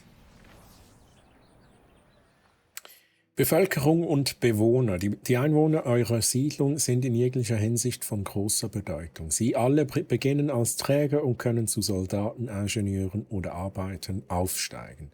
Es ist jedoch wichtig, dass euch niemals die Träger ausgehen. Werfen wir einmal einen Blick auf eure Bevölkerungszahl und wie wir sie erhöhen können. Das haben wir da oben, 65 plus 70. Baut Wohnhäuser. Verstanden.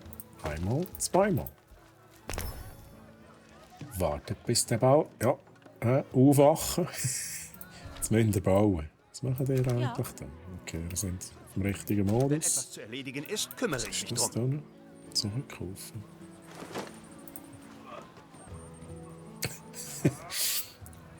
Aufsteigen. Wenn plötzlich Anwälte eingeführt werden, würde ich das Spiel abbrechen. Oh shit. Ja, da wird es komisch. Da wird es komisch.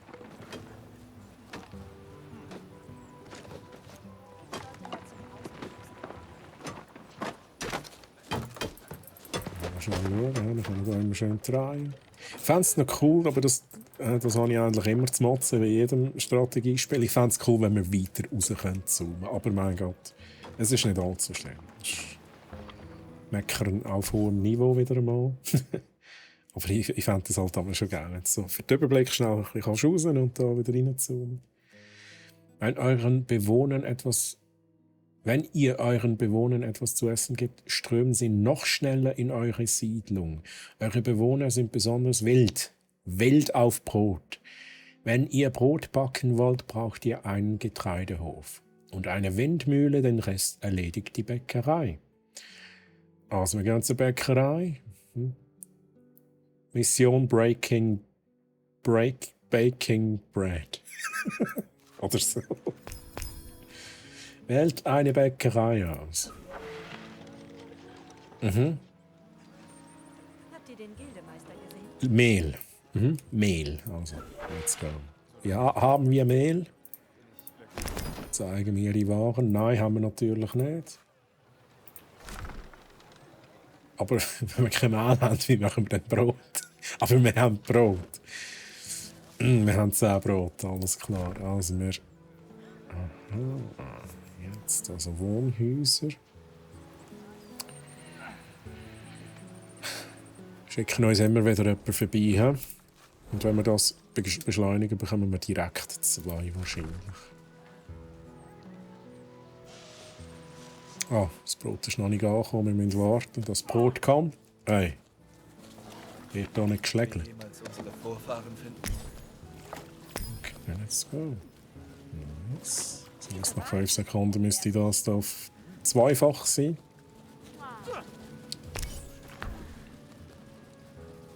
Oder so. Oder nicht. Ah, wir sind voll. Wir sind halt voll. Was ist schon vorbei? Okay. Sieg! Der Sieg ist unser.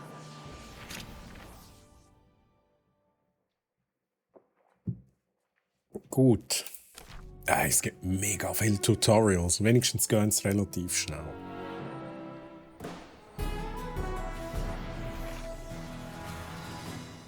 Verteidigung. Chat, jetzt ist es soweit. Das erste Tutorial, das ich nicht überlebe. Verteidigungsanlagen. Das Ziel ist es, den Feind zu vernichten, aber man muss auch eine Siedlung vor unerwarteten Hinterhalten beschützen. Durch den Bau von Verteidigungsanlagen könnt ihr eure Siedlung schützen. Zu den Verteidigungsanlagen gehören Bollwerk, Lockvogel, okay, und Turm. Jedes dieser Bauwerke bietet auf seine Weise Schutz. Befassen wir uns zunächst einmal mit dem Bollwerk.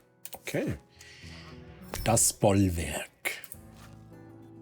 Schickt Soldaten zum Bollwerk.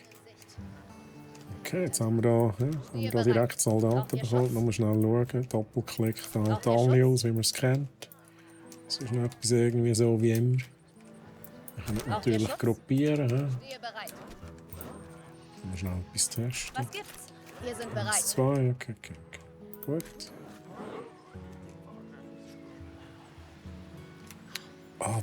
Okay. Vorrücken und angreifen. Also mit Control und Shift kann man da verschiedene Modi haben. Mit Control vorrücken und angreifen mit Shift tut man Wegpunkte setzen. Wieso nicht? Heilendes Bollwerk. Das Bollwerk verfügt über die nützliche Fähigkeit, eure verwundeten Einheiten heilen zu können.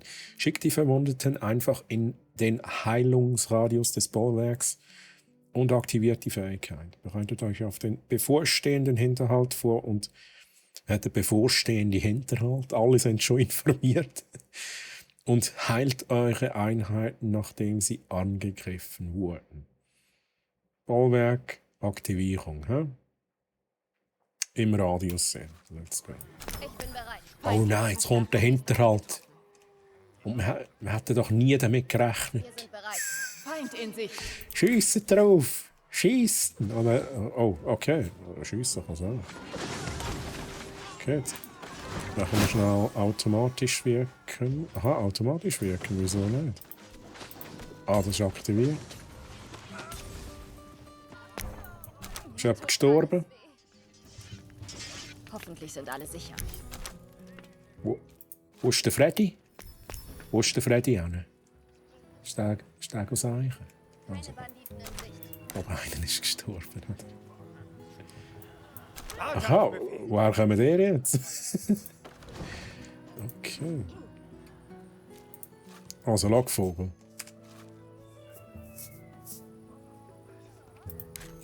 Das sieht speziell aus. Ne? Gut, sind wir unterwegs? Sind wir unterwegs? Ramoa, grüezi wohl, hallo. Ah, du bist ja doch der Treuhammer. Hast jetzt sicher so eine Stunde lang hast mich so angeschaut und gedacht, ist das der Troy? Ramoa, schön bist du da, wie geht's dir? Ist jetzt das Zufall gewesen, dass du einfach auch da hingekommen bist und mich jetzt da halt auch siehst? Nur ein paar blaue Freut mich natürlich, dich auf dem Channel auch zu sehen. So, was machen wir da? Ja genau, ich habe wahrscheinlich vorher nicht gelesen. Der Lockvogel verteidigt euer Gebiet, indem er alle feindlichen Einheiten in Reichweite für kurze Zeit verspottet. Stell mir das gerade vor. Was sind da? Lautsprecher eingebaut? Und dann kommt so. Ihr Lümmel, ihr geht weg. I don't know. Automatisch wirken, ja. Ich glaube, Gegner müssen zuerst mal haben. Liebe Gegner, ich bin ready. Ich bin ready. Aha. Ausrücken. Ja, aber Befehl erhalten. bin ja hier. Wo ist die Droidin? Ich habe wahrscheinlich nicht alle Soldaten dabei, oder? Das ist wahrscheinlich das Problem. Braucht ihr Schutz? Muss er wahrscheinlich alle da hinschicken. Ja, sicher. Grüezi wo. Oi, Melan. He? Das Schweizerdeutsch schon perfektioniert. Grüezi wohl, grüezi Melan. Wie geht's dir? Schön, dass du da bist. Ich bin mal noch kurz hier, bis mein Freund anruft. Das ist doch kein Problem. Schön, dass du hier bist. Nur ein paar blaue Flecken. Wie geht's dir, Melan? Alles gut? Ui, jetzt ist es gut, wenn wir das so schnell aufs Eis. Verspottet sie. Gehen in die Deckung, jetzt werden sie verspottet. Nein, schnell warten. Ja, okay, jetzt greifen sie aber an. Ich glaube, wir müssen auch angreifen. Angreifender Turm. Ich lese noch schnell den Chat.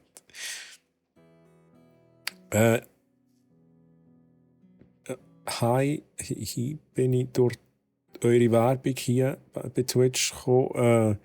Und dann kann ich per Zufall als Hogwarts... ohne Scheiß.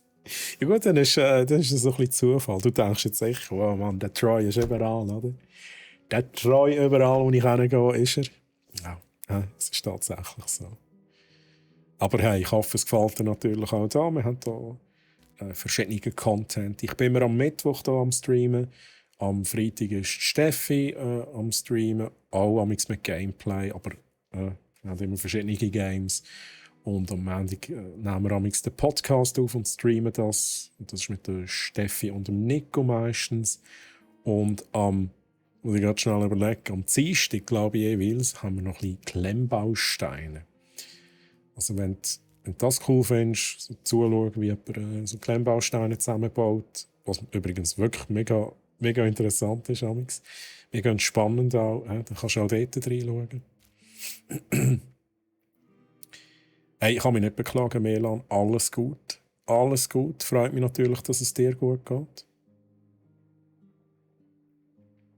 So, wir schauen noch schnell. Angreifender Turm. Die dritte Verteidigungsanlage ist der Turm, der feindliche Einheiten angreift, die sich innerhalb seiner Reichweite befinden.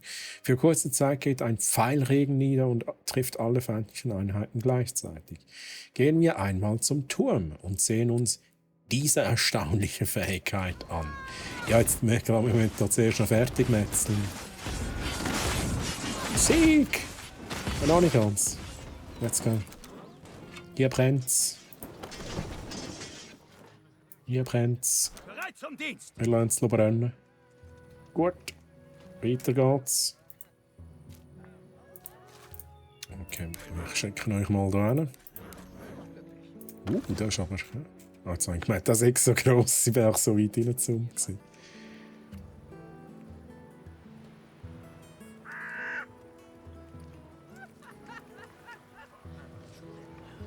Und übrigens auch für die jetzt hier noch neu dazugekommen sind. Also, ihr habt es ja gesehen, wir machen hier The Settlers, New Allies, das neueste Siedler-Game. Wir sind aber jetzt noch mal im Tutorial. Also, das ist das erste Mal, wo ich das auch zocke, um mir ein bisschen Bild davon zu machen. Bis jetzt finde ich es echt nice gemacht. Ich habe nichts auszurichten. Also wenn es da so leuchtet, dann schießt es automatisch. Sonst müsste ich wahrscheinlich direkt manuell drauf. Theoretisch könnte ich jetzt da ein bisschen sagen, hey, komm, säckelt ein bisschen um den Turm herum, oder? Wobei dann metzt es wahrscheinlich einer nach dem anderen ab von mir. Dann greifen einfach an. Okay. Der Sieg ist unser. Sieg! Kennst du den Nein, oh sorry, ich habe dir gar keine Antwort gegeben. Das war nicht meine Absicht. Ich habe mir es angeschaut. Nein, kenne ich nicht. Kenne ich tatsächlich nicht. Es ist, ich habe kurz lachen, als ich es angeschaut habe, weil der Wrestler hat wie jemand ausgesehen, den ich kenne. Ich nenne jetzt keine Namen. Wie jemand, den ich kenne, aber so als in Kastenform. Aber vom Gesicht her habe ich gedacht, der sieht aus wie ein Kollege. So, nächste Einführung. Kenne ich wirklich nicht, Milan, kenne ich nicht. Und der kommt aus meiner Region, hast du gesagt, oder? Aus dem Aargau. Ja, vielleicht ist es mein Nachbar. So, was haben wir da? Rekrutierung. Jetzt gehen wir hier in Angriff über. Jetzt machen wir den Hinterhalt. Das Angreifen von Feinden ist sehr wichtig, um den Sieg zu erringen. Für einen erfolgreichen Kampf werden verschiedene Arten von Militäreinheiten benötigt, die in unterschiedlichen Gebäuden ausgebildet werden können. Also man hat Ausbildungsgelände, Krieger, Wächter, Schütz sowie Arbalestschützen, der Elari, Speerwerfer, der Maru oder Berserker, der Jorn. Okay. Elementarmagier und Mystiker im Spelunke, Schrein Druidinnen, Gildehaus Abenteurer. Da gibt es keine Abenteurerinnen. Das ist jetzt so die Frage, die sich für mich stellt. Aber ist okay, ist okay.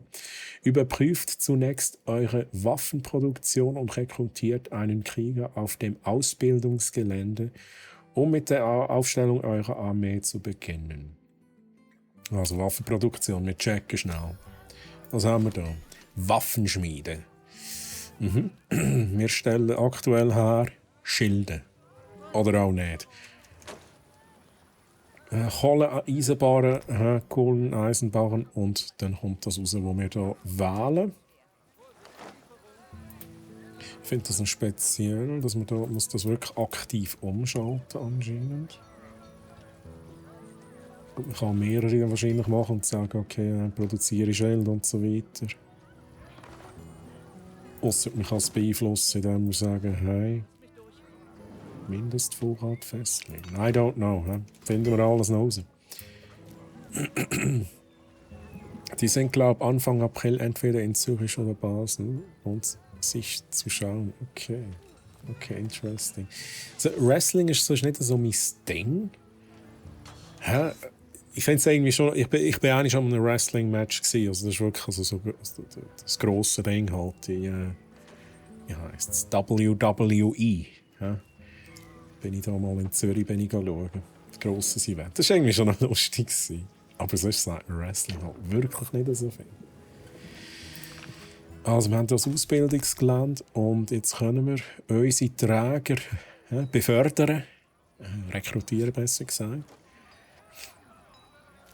Zu Krieger und Wächter. Ein Träger schnappt sich eine Axt, begibt sich zum Ausbildungsgelände und beginnt mit der Ausbildung. Also jetzt schauen wir dem zu. No pressure. Wir schauen jetzt dir zu, wie du die Ausbildung machst. Gut, du nimmst dir da so ein Ding. Habt ihr den Gildemeister gesehen? Oh, da hast du nichts gesagt. Oh nein. Nein, also kann ich bitte einen anderen Krieger haben? Da wird nichts. Er geht ja tot um, wenn ich einen Krieg schicke. Ui, also gut, never mind. Das ist gut. Eure Kundschafter berichten von feindlichen Aktivitäten an der Grenze im Osten. Okay. Wir brauchen aber zuerst noch ein paar Soldaten. Oh, Feind in und Sicht. da sind sie auch schon. Was für? Jetzt mal schnell chillen. Wie viele Soldaten habe ich denn da? Kommt mal schnell mal drüber. Wir sind jetzt Gruppe 1. Immer bereit. Ah, Immer bereit. Gibt's Befehle? interesting. Und die auch, Wir sind das sind in bereit. dem Fall Wächter, hä? Wächterkrieger, oder nicht? Oder so? Ich kann mir nicht Gelobt aus. seien unsere Vorfahren. Gibt's Das was zu sind- tun? Schützen in dem Fall. Warte Sehe auf ich das nicht, wenn ich sie auswähle, was es Gibt's ist? Befehle? Wir arbeiten. Ah, das ist Arbalestschütze. Okay. Ich tue euch mal schnell schön durchgruppieren. Ihr habt einen feindlichen Außenposten entdeckt. Er könnte eine Gefahr für eure Siedlung darstellen. Ihr habt 2 Möglichkeiten, den Feind anzugreifen. Wählt eure Soldaten aus und drückt dann auf den Feinden, um sie anzugreifen. Wählt eure Soldaten aus und drückt dann Ctrl auf der Karte, um einen Vorrücken- und Angreifen-Befehl zu erteilen. Dann greifen sie auch Feinde an, die sie unterwegs treffen. Und sonst nicht. Okay, das ist eigentlich noch wichtig zu wissen. Eigentlich müssen wir immer Kontrollklick machen, oder?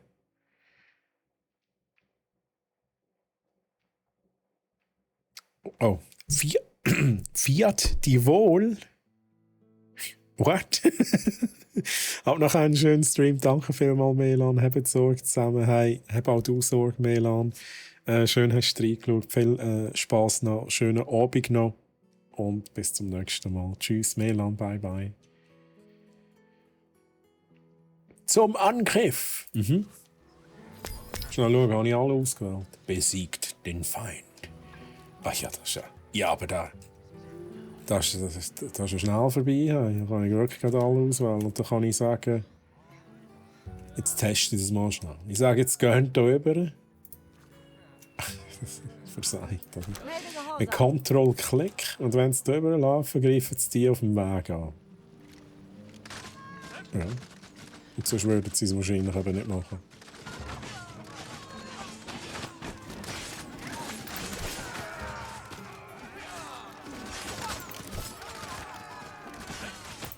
Schön. Dann kann die Wahl random. Natürlich. Gut. Und dann ist der 1. August. Let's go. Merci Mungo für den Lurk-Support. Danke vielmals. Ja, mach etwas Sinnvolles. He? Niemanden erwürgen mit der Halskette. He? Ihr habt eine Druidin befreit, die der Feind gefangen gehalten hat. Mit ihren Heilzaubern kann sie die Lebenskraft eurer Soldaten wiederherstellen. Heilt eure Verwundeten mit Hilfe der Druidin, indem ihr die Heilfähigkeit aktiviert oder die Option automatische Heilung. Genau, das machen wir. Wenn ich alle ausgewählt habe, sehe ich alle Fähigkeiten tatsächlich. Ich mache natürlich automatisch. Fancy. Eure Kundschafter haben noch mehr Lager entdeckt. Dort gibt es nicht nur Soldaten, sondern auch ein Gebäude. Wir nähern uns ihrer Basis. Die Zerstörung des feindlichen Lagerhauses beschert euch immer den Sieg. Ihr solltet sie mit euren Einheiten angreifen, bevor sie eure Siedlung überfallen. Wählt eure Einheiten aus und greift das Gebäude. Das fängt uns an. Ja, müssen wir noch irgendwie produzieren? Also, I don't know. Müssen wir da noch zur Sicherheit hier und so? Müssen wir da noch ein paar rein, oder? Kann ich sagen, wo die sollen rauskommen? Kann ich nicht. Finde ich noch schade. Was ist... Aha, Automat... Ah, das geht auch. Speziell. Ein Sammelpunkt. Den Sammelpunkt kann man tatsächlich setzen. Ist jetzt nicht erklärt worden im Tutorial, aber ich habe es gefunden. Man kann sie direkt in eine Gruppe einschicken. Das ist auch noch nice. Das finde ich echt noch geil. Das sehe ich nicht so häufig, dass man direkt neue Einheiten in einer Gruppe zuweisen kann. So bleibt es je nachdem recht übersichtlich. Rekrutierung abgeschlossen. Natürlich, ja, ich habe jetzt auch irgendetwas gemacht. Braucht ihr Schutz? Was sind wir für eine Gruppe? Das 3. Oh, sind schon alle rausgekommen? Holy moly. Ist jetzt aber schnell gegangen.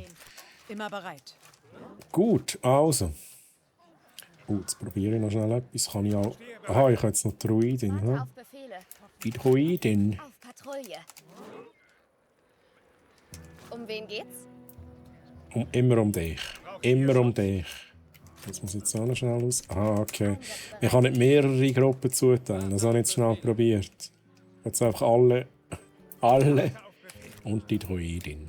Ja, Gibt's Befehle? aber nicht. Kommt Ein dann noch Auftrag schnell. für mich? Also, ja, greift an. Greift an.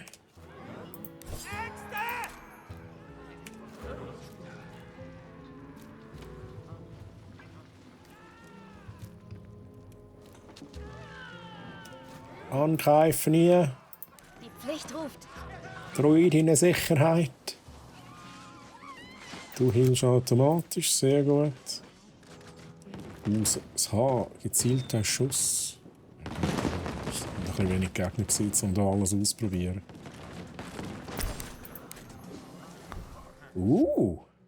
Was haben wir denn da bekommen? Gegner besiegen, ihr habt das Ablager des Feindes entdeckt. Es ist jedoch mit Trümmern stark befestigt. Gerade sind Alchemisten und Elementarmagier des Ordens von Brunnheim getroffen. Ui, Chat. Ja, jetzt sind die Alchemisten und die Magier gekommen. Als nächstes kommen noch Zwerge. Wenn es um die Zerstörung von Gebäuden geht, können sie für eure Armee von großem Nutzen sein. Interesting. Also Magier gegen Gebäude, stark. Okay. Jetzt eins nach dem anderen bitte. Geht da schnell aus dem Weg. Ich brauche die Magier. Sonst noch etwas? Wir sind jetzt Miss 2 und du bist Miss 3. Immer bereit. Einsatzbereit. Ja, also. Sind die Magier schwach gegen Soldaten?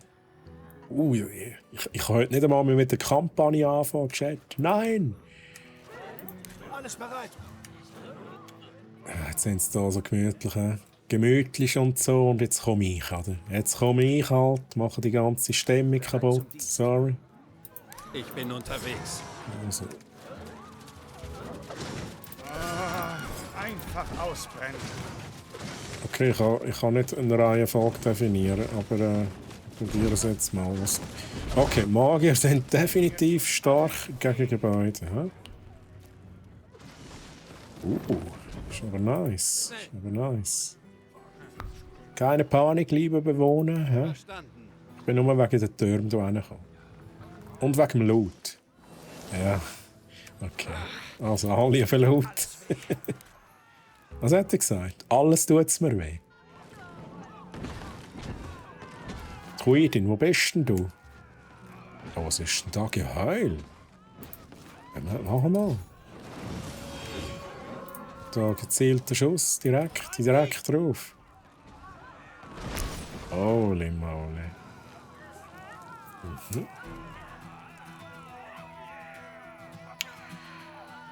Lieber Chat, ich glaube, ich habe das Tutorial abgeschlossen. Yay! Nice. Ich hoffe, das Kämpfen ist bald vorbei. Ja, so ein paar Minuten haben wir noch, aber Der Sieg ist unser. wahrscheinlich nicht weit in der Kampagne. Ja, nein, es ist noch nicht vorbei. Wie viel Tutorial gibt es da noch? Übrigens, mein Name ist halt Jockeli Baumen, oder? Das ist halt mein Uplay-Name.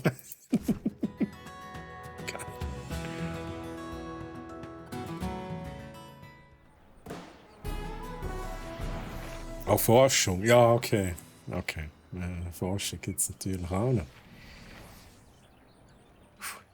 Gut, die Akademie ist ein ganz besonderes Gebäude. Mönche forschen dort an speziellen Fähigkeiten, mit denen man Einheiten oder Gebäude verbessern kann. Je nach Forschungsgebiet benötigen die Mönche unterschiedliche Waren für die Erforschung neuer Fähigkeiten. Begebt euch zur Akademie und seht euch an, was sie zur Verbesserung eurer Siedlung beitragen kann. Yes.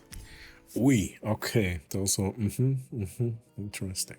Die Akademie verfügt über 3 verschiedene Seiten mit unterschiedlichen Spezialisierungen. Schutzhandwerk, Verwaltung, Bürger- oder Ingenieurwesen.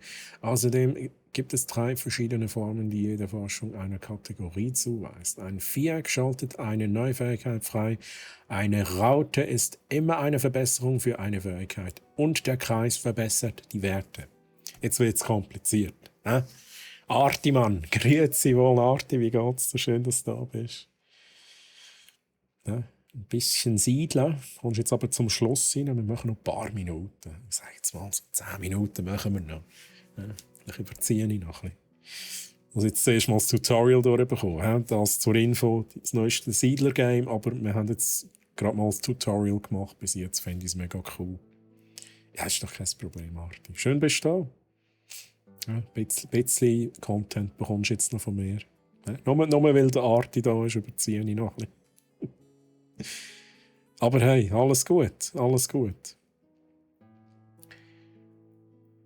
Bist noch ein bisschen mit dem Franziskus-T-Shirt rumgelaufen, Arti?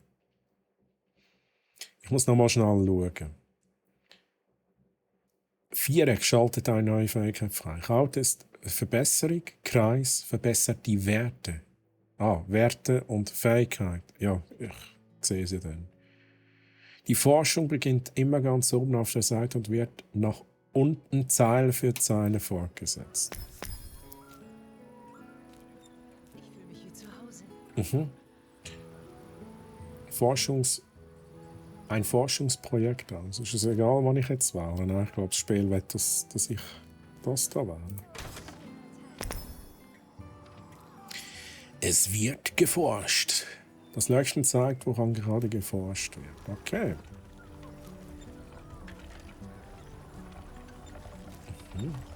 Schließt die Forschung ab. Also, wenn wir schnell Forschung abgeschlossen. Forschung abgeschlossen.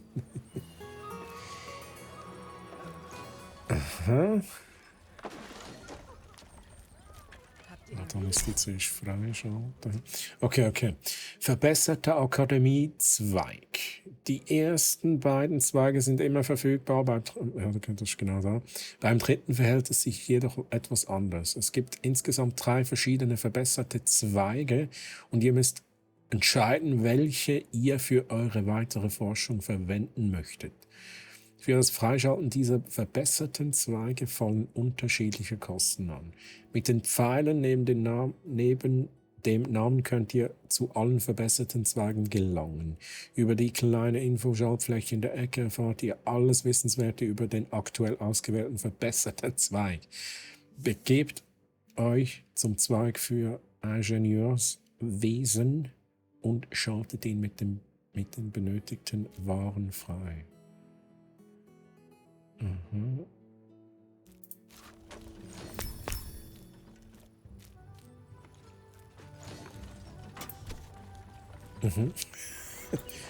Ist klar, hä? Wo ist hier das Ding? Ist jetzt so unterwegs? Wir haben das gar nicht hier. Ein liebes Tutorial. Ich bin da nicht vorbereitet. Ich habe es halt nicht zur Verfügung gestellt. Aha. Okay, ich habe es begriffen. Wir schalten ja das hier frei.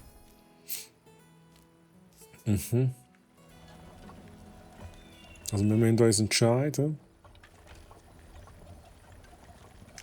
Da kommt unser Material, nice.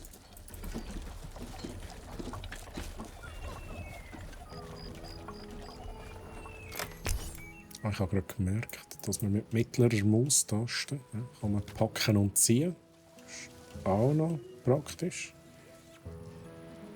Herzlichen Glückwunsch! Haben wir jetzt alles abgeschlossen? Der Sieg ist unser. Es kommt gut an, love it. Das freut mich doch, Arti, das freut mich. So cool. Ja, ich habe auch Freude an dem, was ich mir bestellt habe. Ja, gute Qualität tatsächlich. So, nächste Einführung. Ich glaube, heute fangen wir tatsächlich nicht mit der Kampagne an. Das ist ein Tutorial nach dem anderen. Aber ich glaube, für einen Einblick ist es aber wirklich nicht schlecht. Damit man ein bisschen sieht, was kann man machen, wie funktioniert es und so weiter. Arti, hast du auch schon gezockt? Oder hast du vielleicht die alten Siedler-Games gezockt? Wir lesen schnell. Handel. Der Hafen bietet die Möglichkeit, mit Waren zu handeln. Wenn ihr Waren verkauft, erhaltet ihr Münzen. Diese Münzen braucht ihr, wenn ihr eine RTX 40, wenn ihr eurerseits Waren kaufen wollt. Der Hafen ist bestens geeignet, um sich mit benötigten Waren einzudecken. Verkaufen wir zunächst ein wenig Weizen, um Münzen zu erhalten. Aha. Eine. Oh, der Hafen ist da unten. Gut, dann können wir können kaufen, wir können verkaufen. Wir haben Weizen, die wir jetzt verkaufen müssen. Ich kann jetzt da sagen, wie teuer die da sind. Oh nein, das ist die Menge. 10. Alles verkaufen. Alles verkaufen. Ne? Dann kommen die da. Mit den Eseln kommen sie, oder?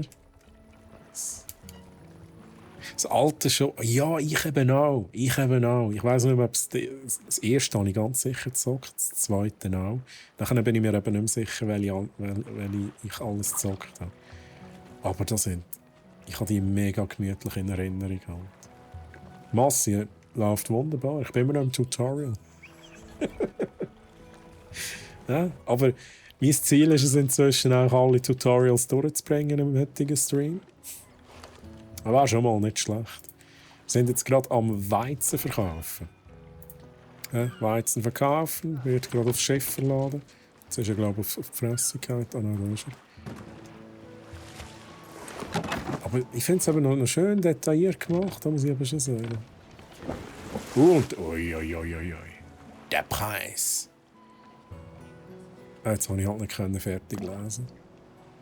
Ich will fischen, Mann. Ui. Und wegteleportiert. Lasst mich durch.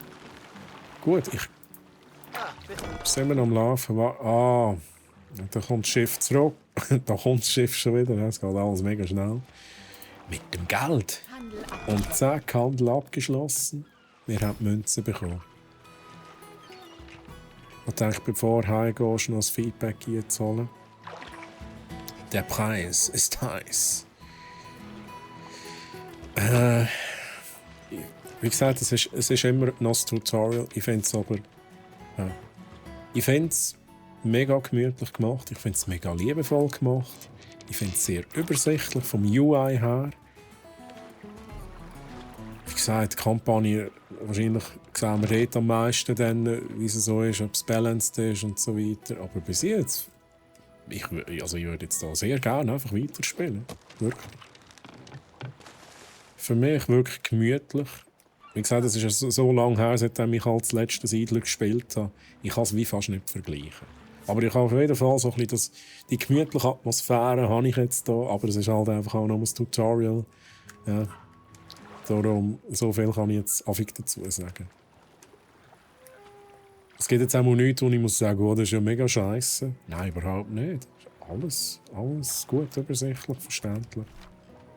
Einige Funktionen, Skill-Trees oder so Forschungstrees in dem Sinn, die man hat. Nice. So, ich muss kaufen Edelsteine mit Münzen. Also, wir kaufen Edelsteine. Alles. Wir wollen nur Edelsteine.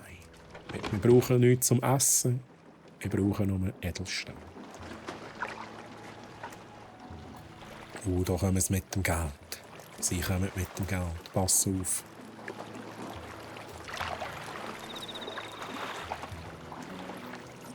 Entschuldigung. Es ist gar nicht so schwer. Ich glaube, da hast schnell die Mauer durchgepackt. He? Da finde ich wirklich schön, aber das war glaube ich auch früher so. Du hast immer wirklich den richtigen Ablauf. Jemand holt die Ware, tut es da hin, der nächste kommt, nimmt sie in die Hand. Das finde ich irgendwie schon noch nice. He? Schön detailliert. Stell die Kiste hin, nimm die Kiste wieder in die Hand.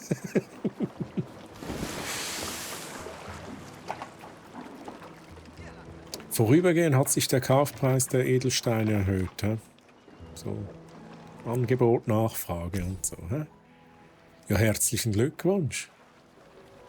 Ist das, ich frage immer wieder, ist das letzte Tutorial gewesen? Wahrscheinlich noch nicht. Sieg! Der Sieg ist unser. Nein, Google. Du hast nicht gewonnen. Du hast verloren. Ich habe gewonnen. Nächste Einführung. Es hört nicht auf. Übung.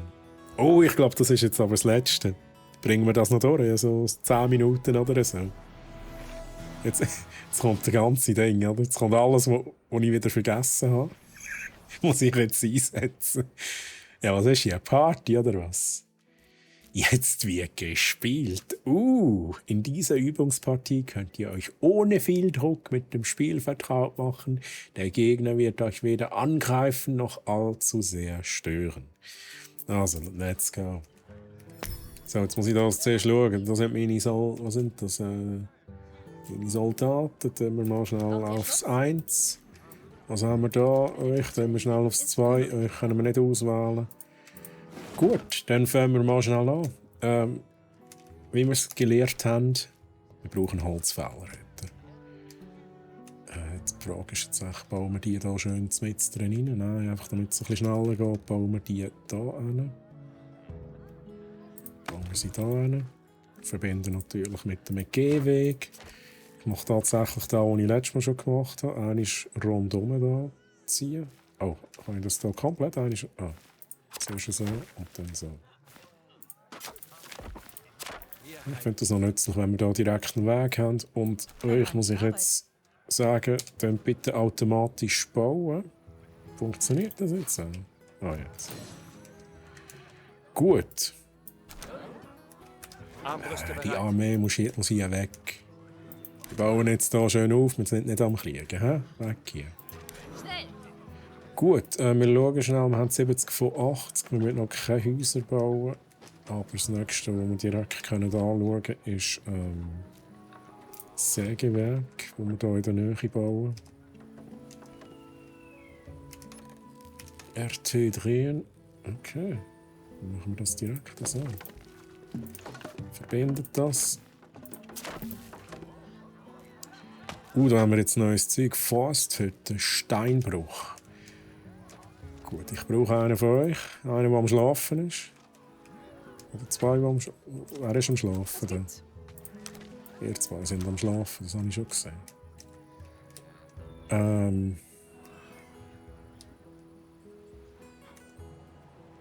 Ja, jetzt. Da. Gut, ich sage besetzen, und zwar da oben. Aber wobei, ich könnte zuerst sagen, gehen schauen, was oben ist, oder? Sondieren. Gehen sondieren.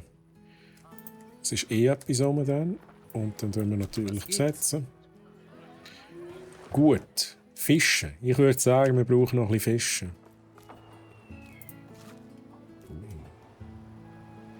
Ja, wir brauchen ja alles Mögliche. Machen wir da zuerst mal Fisch. Was ist das Ziel? Ich glaube, ich kann jetzt einfach schnell 2-3 Stunden insgesamt üben. Ich glaube, es gibt kein Ziel, Chat. Ich mache jetzt echt so lange, so weit wie ich komme. Gut, platzieren wir das da. Wir bauen natürlich auch hier schnell einen Weg rauf. Wir verbinden es direkt mit dem. Ich weiss gar nicht, kann es da einen Engpass geben?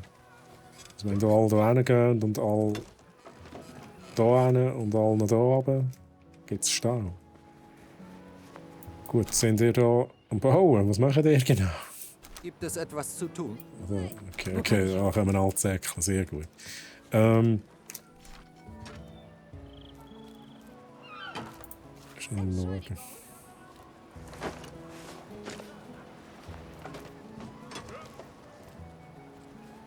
Also Fleisch und so, da Jagdhütte, oder? Das machen wir schnell da. Machen wir schnell da. Hier wird gejagt. Verbinden.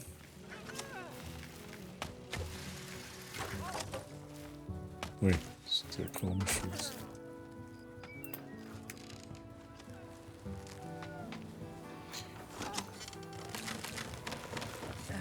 frage mich gerade. Die Frage. Rohstoffe gefunden. Ich glaube, wir müssen noch keine Häuser bauen. Was? Ah, let's go. Die haben etwas gefunden. Kohle. Ihr seid noch dran. He? Ihr seid noch dran. Rohstoffe gefunden. Rohstoffe gefunden. Wer ist am Schlafen? Wo kann Ich brauche 2 von euch. Wir machen das jetzt zeitgleich. Da. Das muss unser Gebiet sein. Da haben wir übrigens auch Beere. Ist auch noch etwas gewesen, he? Beere. Wo haben wir Beere? Was? Noch nicht für oben? Immer die Zeit. Ja, jetzt haben wir gerade mit der Übungsding anfangen. Mit der Übungstutorial-Mission. Wo wir jetzt so frei können machen, was wir wollen, Jenny. Rohstoffe gefunden. Aber sonst ist... Ich mache nicht mal zu lang. Da haben wir da den Gegner. Können wir da gerade raufspazieren? Ja gut. Ein paar Minuten habe ich noch. Ich weiß nicht, was ich machen in diesen paar Minuten. Ich könnte hier natürlich schon mal etwas bauen. Und zwar...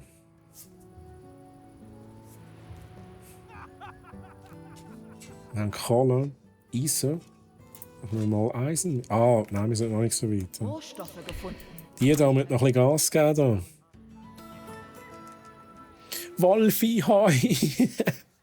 Highweg Entertainment. Nur für dich tun jetzt noch ein paar Minuten zusätzlich überziehen. Eigentlich müsste ich schon im Feierabend sein. Rohstoffe gefunden.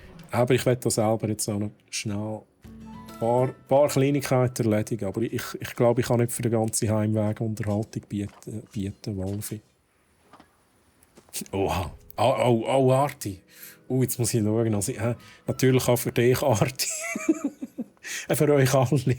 Für euch alle überziehe ich jetzt da, logischerweise. Für euch alle. Was sind ihr da für eine komische Form am Basteln da, liebe Leute? Unglaublich. Ihr seid am Schlafen, das glaube ich nicht. Ja, ihr könnt jetzt da also ganz schön wie die anderen besetzen hier. Da wird immer geschlafen auf der Arbeit, hey, das geht's nicht. So, ja, können wir da mal schnell schauen? Können wir da schon einmarschieren? Wir gehen jetzt da schnell mit unserer Armee gehen wir schauen, oder? Wir sind überhaupt nicht vorbereitet. Wir könnten theoretisch... wir könnten schon mal... Ja, gut, Gegner, es hat geheißen, Gegner greifen uns nicht an. Also wahrscheinlich, sie tun sich wahrscheinlich verteidigen, wenn wir angreifen. Ausbildungsgelände. Ja, wir sind nicht vorbereitet darauf. Aber ich pappe es mal schnell hin da. Und da eine Streue, so. Oh, das ist jetzt ein komischer Weg. Egal. Oh, nein. What am I doing? Bitte nicht bauen, was ich jetzt hier gesagt habe. Ich werde gerade wieder vernichtet. So. Ich bin bereit. Aber ich komme mit der Steuerung recht gut zu schlagen. Also es ist nicht irgendwie, es ist mega einfach gehalten, das Ganze. Standard-Features sind rum. Feindkontakt, ja. Wahrscheinlich sterbe ich jetzt direkt, oder? Wir sind ein bisschen viel. Jetzt mache ich da etwas ganz Fieses. Ich baue euch jetzt einen Turm vor die Nase. Aber das ist nicht mein Gebiet. He? Wer ist am Schlafen? Alle. Alle sind am Schlafen, oder? So, ihr habt jetzt so schnell das Gebiet ein.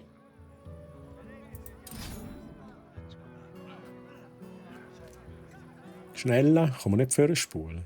Das fehlt mir, ein bisschen vorspulen. Gut, das hat es glaube ich nie gegeben im Siedler. Aber da finde ich echt so halt Siedler-typisch da mit diesen Grenzen. Da musst du erweitern und so. Damit du dann auch bauen und so. Das ist nice. Ja, mein Plan ist jetzt, ich baue diesen Gegner jetzt echt da schnell einen Turm vor die Nase. Locken sie da raus. Und dann wird gefightet. Turm. So. Und was braucht denn der Turm? Wahrscheinlich alles Zeug, das ich gar nicht habe, oder?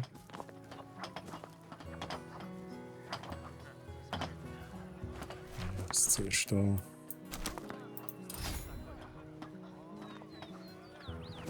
Ja, aber passt auf da, bitte. Passt bitte auf da. Geht da weg.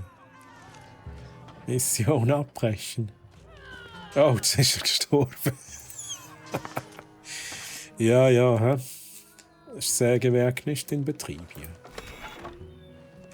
Müsste schon funktionieren.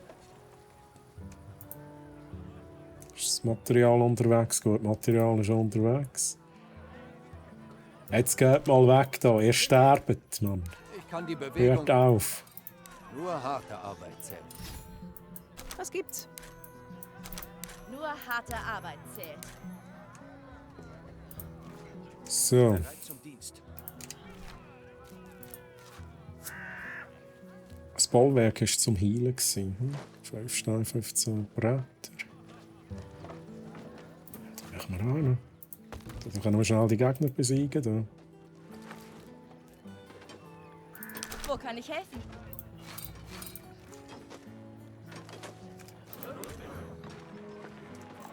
Ich muss schnell schauen, ob ich irgendwie armeetechnisch etwas machen kann. Wahrscheinlich noch nicht.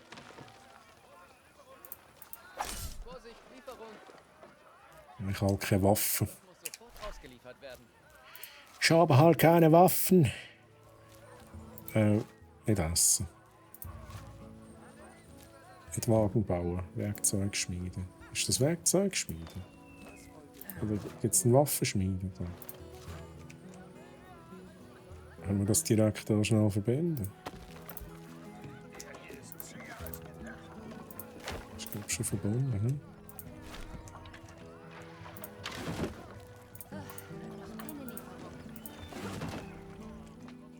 Oh, jetzt frage ich mich gerade, wo kann ich schon wieder Leute raus, normale Ingenieure rauslassen? Das weiss ich halt schon nicht mehr. Ja, da weiss ich halt schon nicht mehr.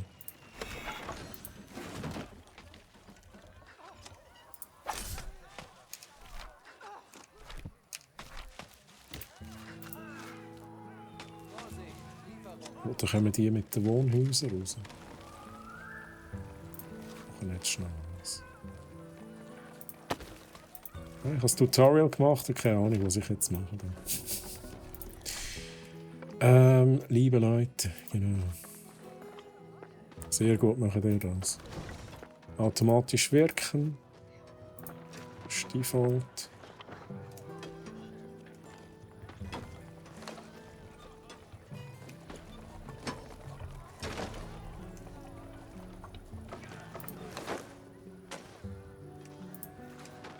Wir greifen jetzt echt. Dann können wir schnell mit dieser kleinen Armee anschauen, was passiert. Das sollte ja endlich recht Danke easy auf sein. Befehl. Jetzt baut da mal fertig, Mann. Dann haben wir auch ein bisschen Angriff vom Turm und ein bisschen Heilung von diesem Turm. Also vom Bollwerk. Ich fühle mich Easy Armbrüste peasy. bereit. Jetzt, nein, Wolfi, ich habe jetzt gar mein Traum verpasst. Das heisst also, musst du noch Minimum zu... Kappa. Aber du hast ja wirklich jetzt dein Traum verpasst, oder?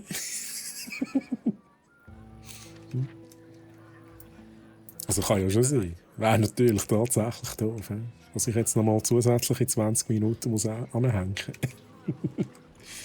So, haben wir gerne jetzt auch schnell gerade auch machen. Kommt da eine raus?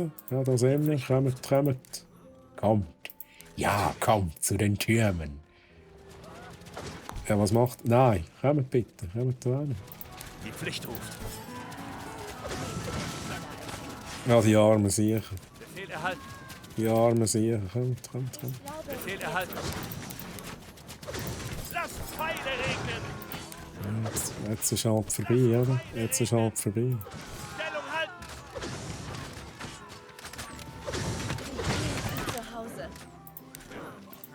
Pflicht ruft.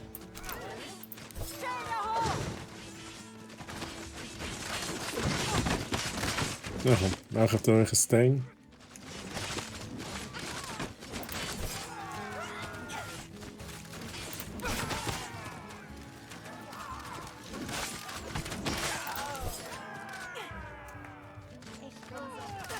So. Mission abgeschlossen, oder? Befehl erhalten. Holt die Belohnung ab. Befehl erhalten. Ah, das habe ich natürlich nicht mit den Soldaten. Ich rücke aus. Holst du da schnell die Belohnung ab? Ja, wahrscheinlich gibt ja, das ist nicht das Einzige. Aber ich glaube, es ist gut für heute, lieber Chat. Jetzt habe ich ein bisschen überzogen. Wir haben aber noch schnell ein Dorf haben wir da noch schnell auseinandergenommen. Mit unserer Mini-Armee. Wo ist die Droidin? Die werden jetzt schön gekillt. Was mich noch schnell Wunder nimmt. Okay, da kommen jetzt Dorfbewohner raus.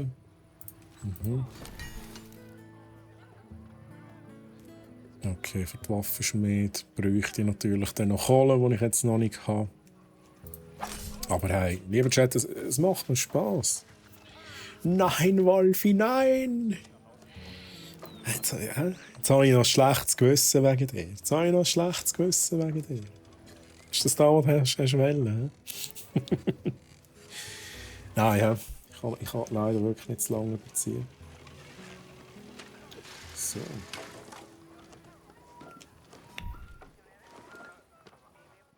Aber macht Spaß. Kann ich da noch speichern? Spielstände. Speichern.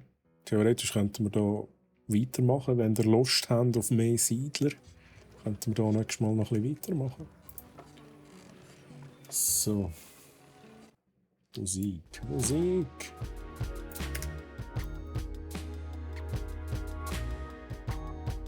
Gut. Alles gut. Hey, Van Helsing, kein Problem. Danke, dass du dabei bist, natürlich. Wie gesagt, ich bin bis jetzt. Ich finde es cool. Also ich würde schon fast behaupten, ich bin begeistert bis dahin. Ich würde jetzt so wirklich liebend gerne noch weitermachen und da die ganze Map erobern und so weiter. Also ich habe wirklich nichts Negatives auszurichten bis jetzt an diesem Spiel. Das nimmt mich Wunder, ich muss jetzt gleich mal noch ein bisschen Reviews lesen. Es nimmt mich halt schon noch Wunder, was denn genau kritisiert wird an dem Spiel. Aber bis jetzt alles gut, alles gut. Chat, wie gesagt, würdet ihr gerne noch ein bisschen mehr Siedler sehen beim nächsten Stream. Wir haben einmal noch bei Valheim angefangen, würdet ihr lieber Valheim noch weiter schauen? Soll ich noch schauen, ob es noch etwas anderes gibt, was wir machen können? Ja, euer Feedback ist immer wichtig. Ich mache natürlich den Content, den ihr am liebsten habt.